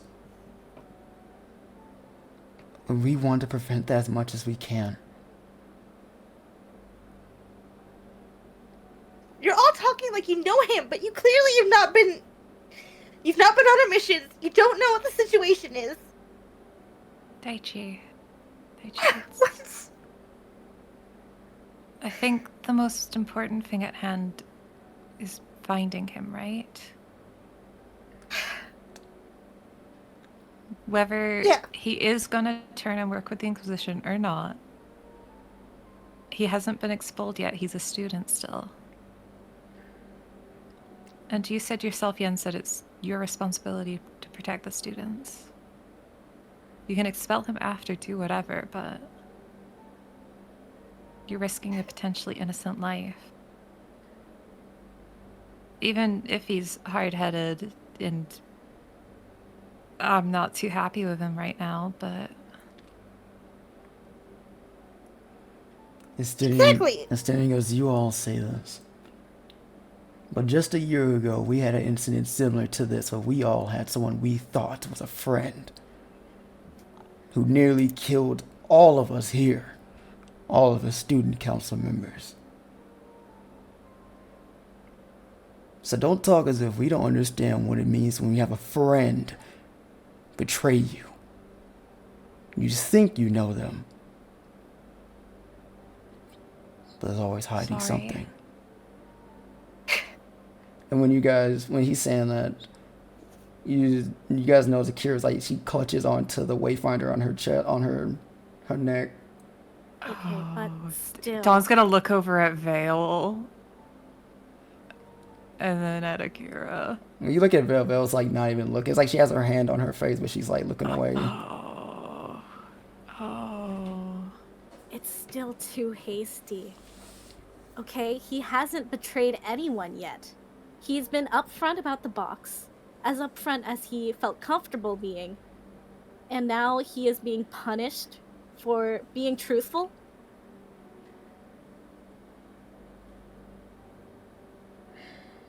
I don't know. That's a little fucked up, don't you think? Do you remember? Hey, okay, guys, let's. Like Master Zen would say, things are a bit heated right now. This might have been a rush call of action, Master Yin said. Do you think that we could possibly look for him? And we can talk to him further. And if you still believe that he can't be trusted, then you are the headmaster of the school. You can expel him, if you think it's fit to do so.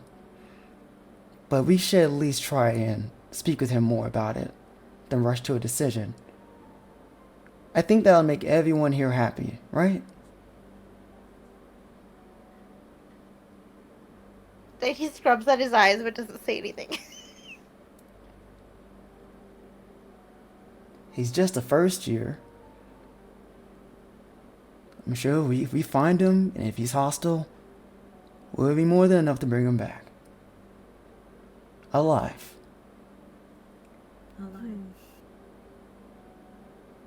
If you expel him, you're just giving him a reason to go the Malefic. At least, like, read his mind or do that truth spelly thing you did on me. As long as he does have information, if he is with the Malefic now. Yin said, gripping onto the box. Fine. We'll look for him. And if you find him, bring him back. And we'll speak further on what to do with him. But until any updates, I'll be keeping the box. Is that clear?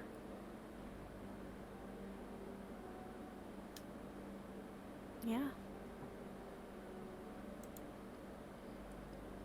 All the student Yes, councilmen- Master Yin said. All the student councilmen like nod their head and they all in unison say, yes, Master Yin said. Oh, spooky. Ugh. And Perry does the same shortly after, like she just nods her head, and Uta just... She's just there, man.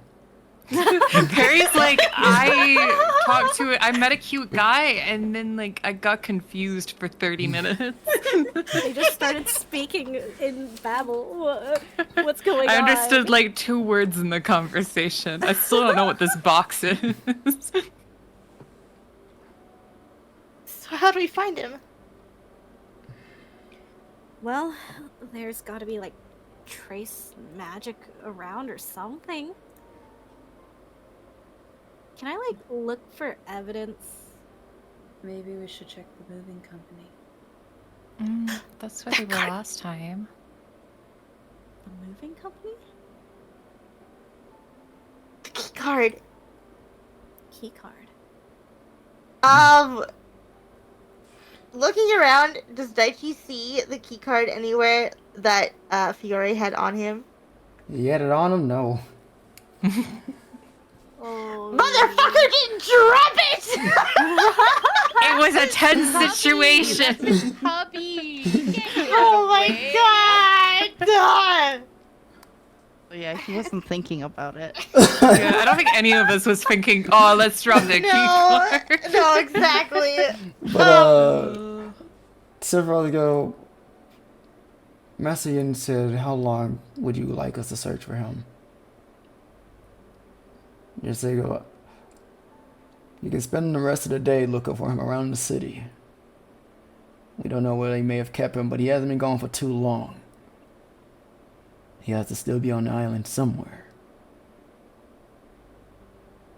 So check anywhere close, or any possible location you may think they may be hiding.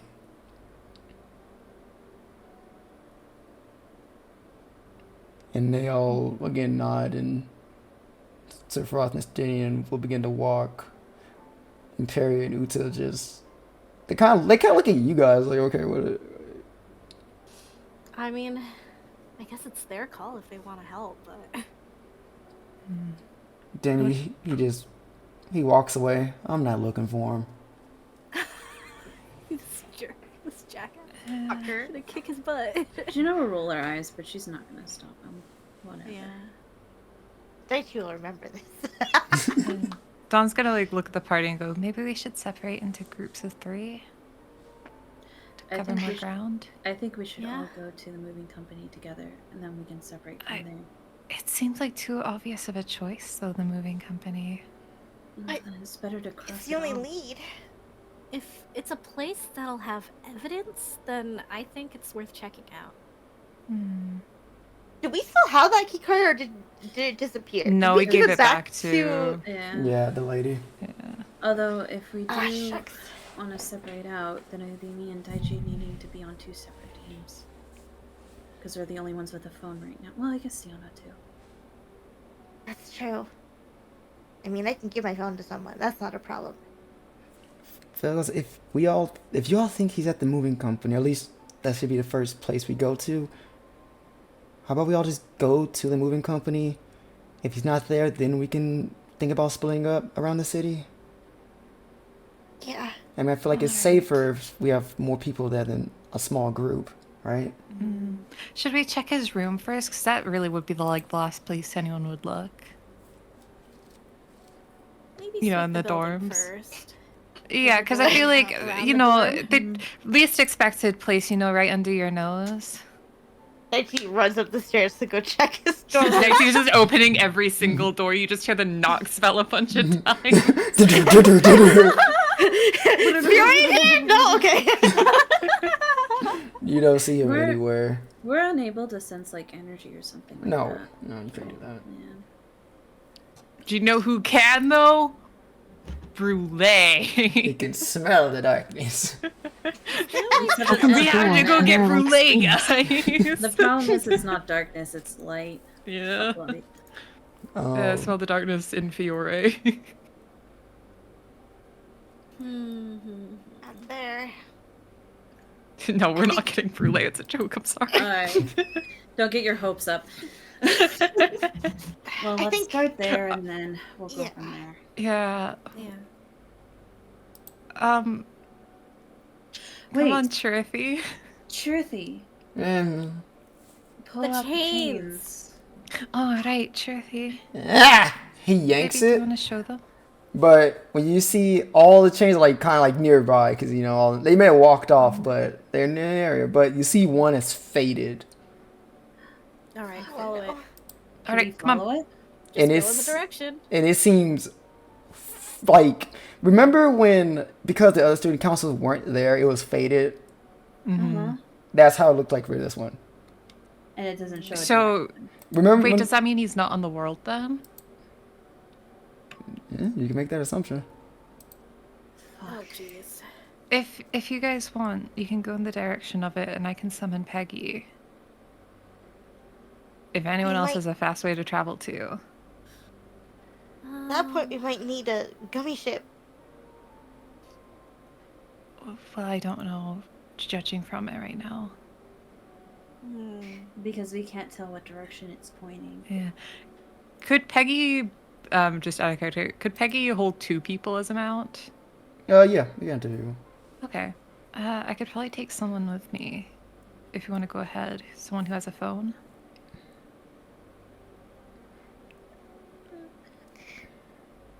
We have 4. Peggy's fast. We have 4 people. We have Daichi, Juno, Vale, and Xiana.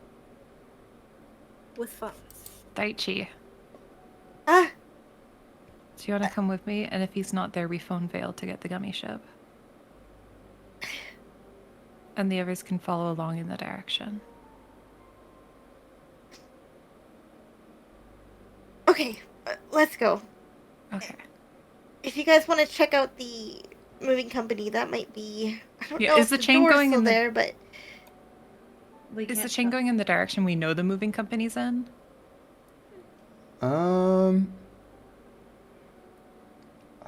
God. Or is it just like we can't tell where You can't tell. It just It's going off in a direction. Yeah, it's just going off in a direction. But is that direction like if we pull the Google Maps? No, you couldn't. You wouldn't be able to tell. It's like it's just going in a direction. Yeah. Kind of like it's going straight from Shrithy, and if you turn Shrithy, it'll turn with it. Yeah, exactly. Like, no, it's not leading to anything right now because it's faded. Okay. gotcha. Well, Peggy, go. go, Peggy. Peggy runs off. Go, okay, we're getting on Peggy first. Oh, okay. Just fucking... And then Peggy will fly off so we can use this fly speed of 60 feet. And then Peggy will use the dash action as well. Just imagine Daichi goes, alright, Peggy, go! Slap his ass, he just runs off. So are you going to the moving company, or are you going just random place? We're gonna follow the chain. Random bullshit, go. Yeah, it's if we want to get to the chain as fast as possible, we're gonna go, and if it needs a gummy ship, phone, and either way, phone where we're going. No, Actually, no. Daichi could probably stay on the phone the entire time. Because like the chain's not pointing anywhere, so you're not like there's nothing to follow. Yeah, it's going in a direction. So like there is nothing leading to it. It's just like it just. Wait, but the chain should be connected to Fiore. It should be pointing in the direction of him because that's what it did for the other people. But it's faded in the way that like the student council were off-world and like not pointing directly where they were.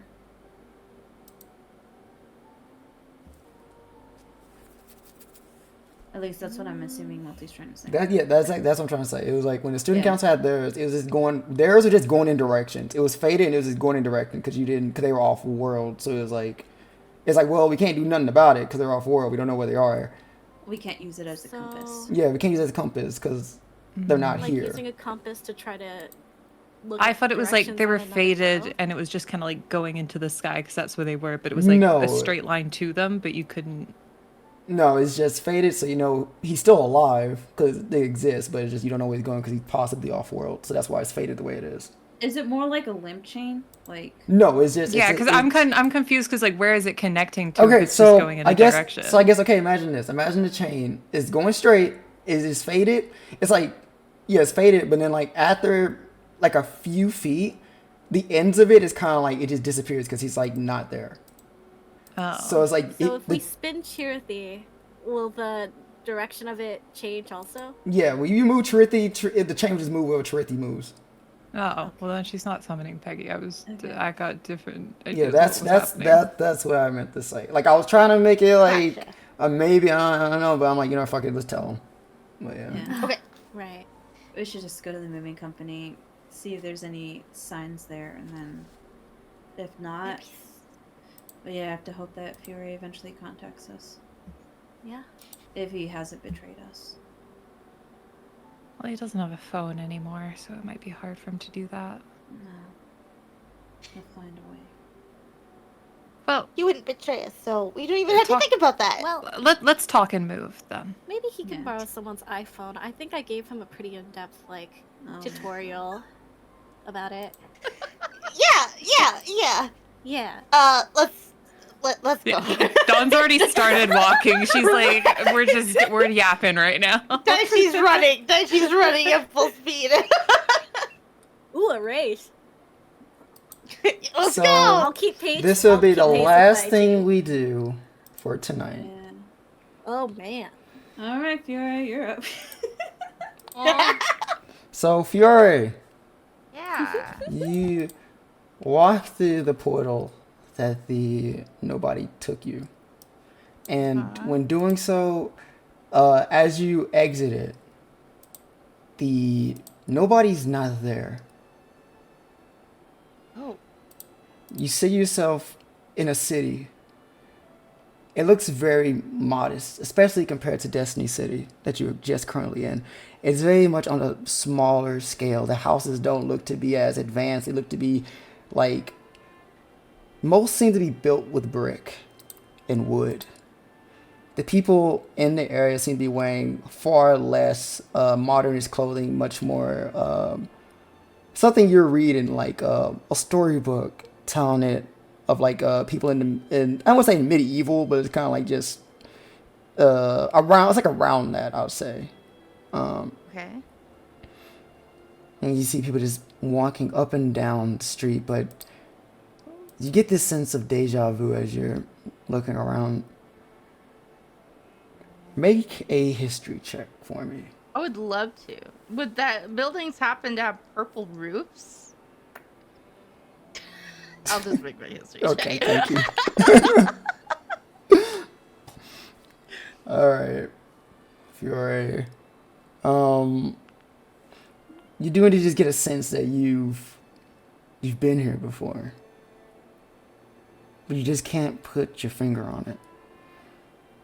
And then you turn and you look at the building that you're standing in front of, and you see that it looks to be a diner of some kind.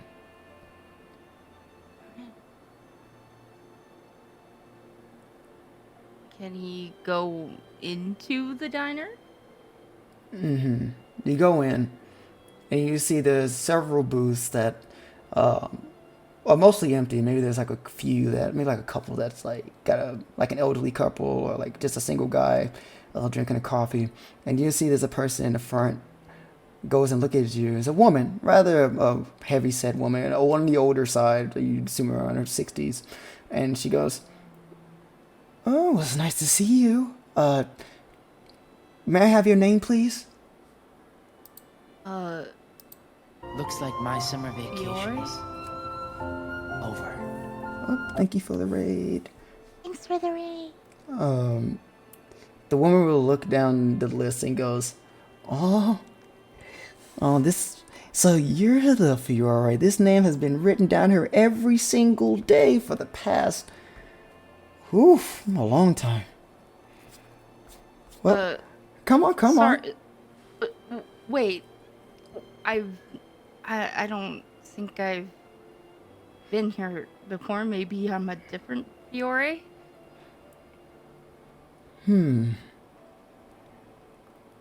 Well, maybe. But it sure would be inconvenient if that was the case. Well, can you still just have a seat? I can go in the back and see if there's any confusion with this. Yeah, sure. He sits down, he just looks around, like, that, like, feeling of deja vu that you mentioned is just, like, in his mind, like, where have I seen this place before? He just waits, thinking about, like, what he's gonna do. If you're the place, you get this warm sensation in your chest as you sit and you look around. Just the people, the smell, just the environment itself just makes you feel calm. As if you're at home for the first time since you've woken up. You can feel yourself just leaning back into the cushions of the booth. Just finally at peace with yourself for just a split moment. And the woman would come back and go, "Oh, no. From what I'm told, you are the Fiore. That's name's been written here. Would you like me to get you a refreshment while you wait here?"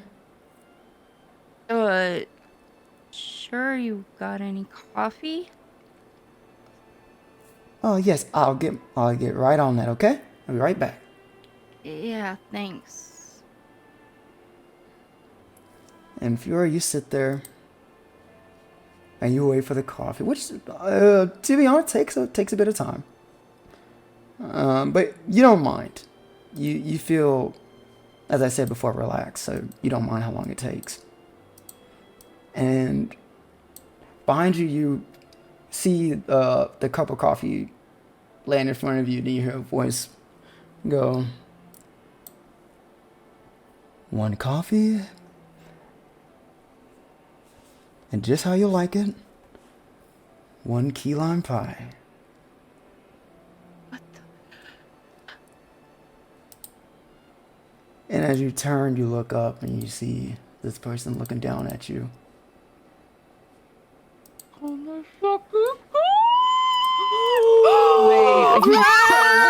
You can't do bang, bang. Yeah. It's over. That's a Tisha. headshot. Starts today. Tisha, I think we were right. Oh no. Bang, bang, bang, bang, bang. Bang, bang, bang. My list coming true. all the gunshots. All the gunshots. All the these bullets. gunshots. Man. Well, it was nice boy. knowing Fiore. He's gonna be forever Yeah, separated. It's over, guys. Bye. See you on the other side. Who else are you gonna play?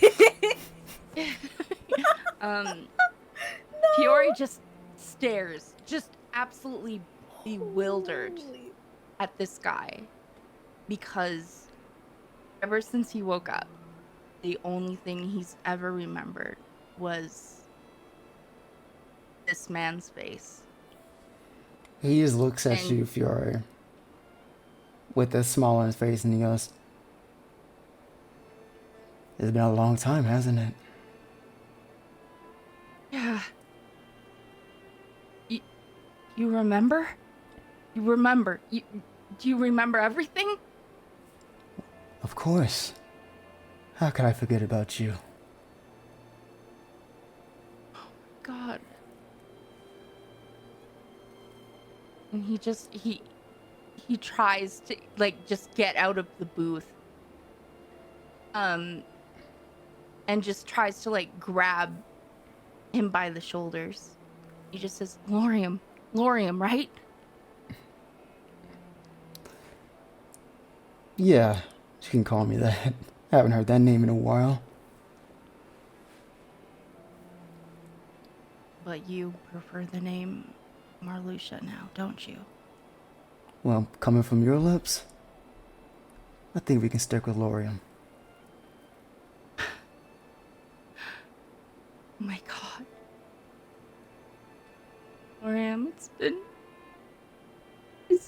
so long, I didn't know what to do. I don't know who I am, I'm sorry. Hey, He just like holds him like this is a dream and he doesn't want to let go. I'm sorry. I know you've been alone for a while now. But I'm here now, alright? Yeah.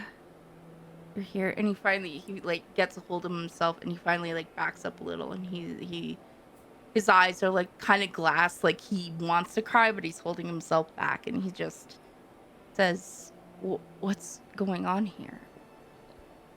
What is this place? Why is my name written down so much?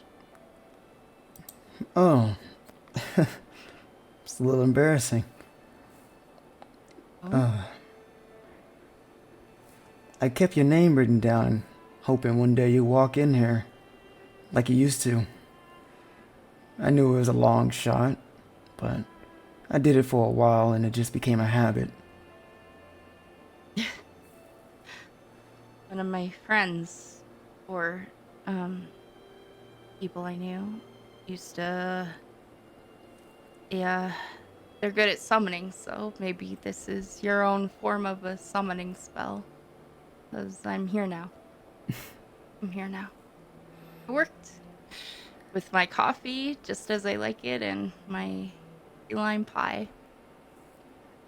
I hope you still like key lime pie. I love it. I love it more than anything. Well, that's what I think, anyway. Lorium, is this home? He nods. Yep. You're home. You're back at Daybreak Town. Daybreak Town. That's right. That's right, Daybreak Town. And you... Sorry, it's just you... You're part of the Inquisition and you're working at a diner? Well, I never really left this place. After the situation with the academy, I made this my home with you. I couldn't leave this place.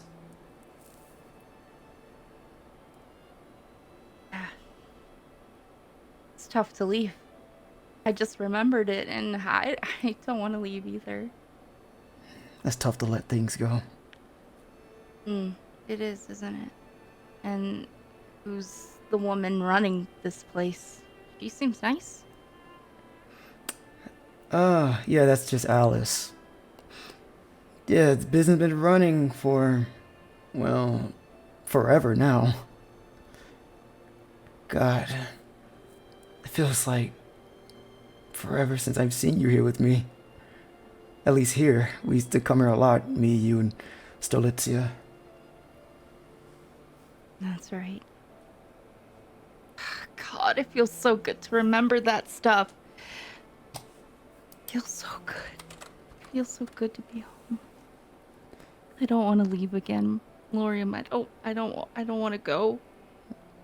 Alright, then how about you dig into that key lime pile and we can catch up. Yeah, that sounds like a good idea. You'll see I'm going to sit on the other side of the booth. And he waits for you to sit. He sits back down. And as you sit down, Fiore smiling, key lime pie, and Loyam in front of you. Off on Destiny Island, your friends are distressed, running around, trying to find you. Shucks. Yeah, we'll end session there. We'll catch up on this next time. Oh, shucks. Oh, no. Well, it was nice having Fiore, Fiore in the campaign. I'm really happy for you. This is his retirement arc. Retirement arc! Yay! It sounds like you freaking went to the afterlife, LMAO. God. Yeah, No, it he's does, but- retiring in a My small Italian girlfriend. village with his sexy boyfriend. I kinda It's so don't cute, but I'm trust just it. sat here thinking this man's lying to you through his fucking teeth. Feels like a Wait, I trap. stayed here. No, you fucking didn't. I saw the visions. You were not here. It feels like a trap. It feels like a dream trap. Yeah. It certainly does. Especially because Daybreak Town But was it's probably burnt to working. the ground. Oh, it's a beautiful trap, though. So, he looks so good, though. Like really good. Freya's fucking- Did anybody else start crying or was it just me? Oh, He no. looks so good. Oh. Oh, let's see who you got. You got him, Sephiroth, Harem and Stadium. of men. Oh my Harem god, of there's men. so many. There's so many. So many men. Oh my god. Oh, man. Well, I didn't expect half this shit to happen today, but you know, whatever. We're here. Yeah. God It goes to damn. show how good of a DM Multi is if he can do this dramatic shit on the fly. Get your hands off him! Oh my god! I just want to touch! No. I understand.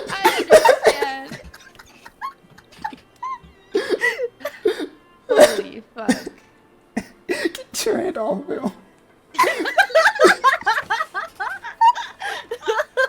This goddamn. Oh, man. Well, Cece's art never misses. It Right? always It's hits so so good. Mm.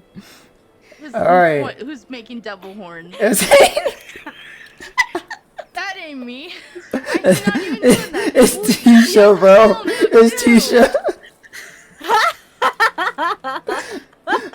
Now, I will say, Essie, this is one bullet, bro. It's not all of it. Yeah. I got more in the. I got more in the chamber, bro. Oh my god! What in the world? I'm making sure this Essie's shit hits. fucking doomed.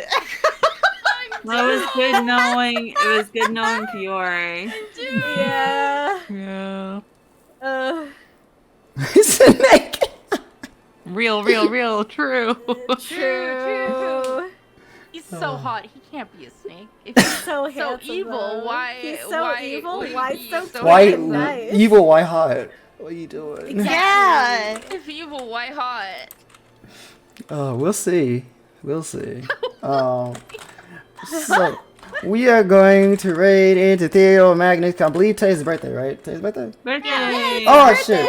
Should have said. Damn, I should have said in the Discord. I'll do it after this. But yeah, we're gonna go into Theodore Magnus. Go wish him a happy birthday over here at ZXP. He is a member here.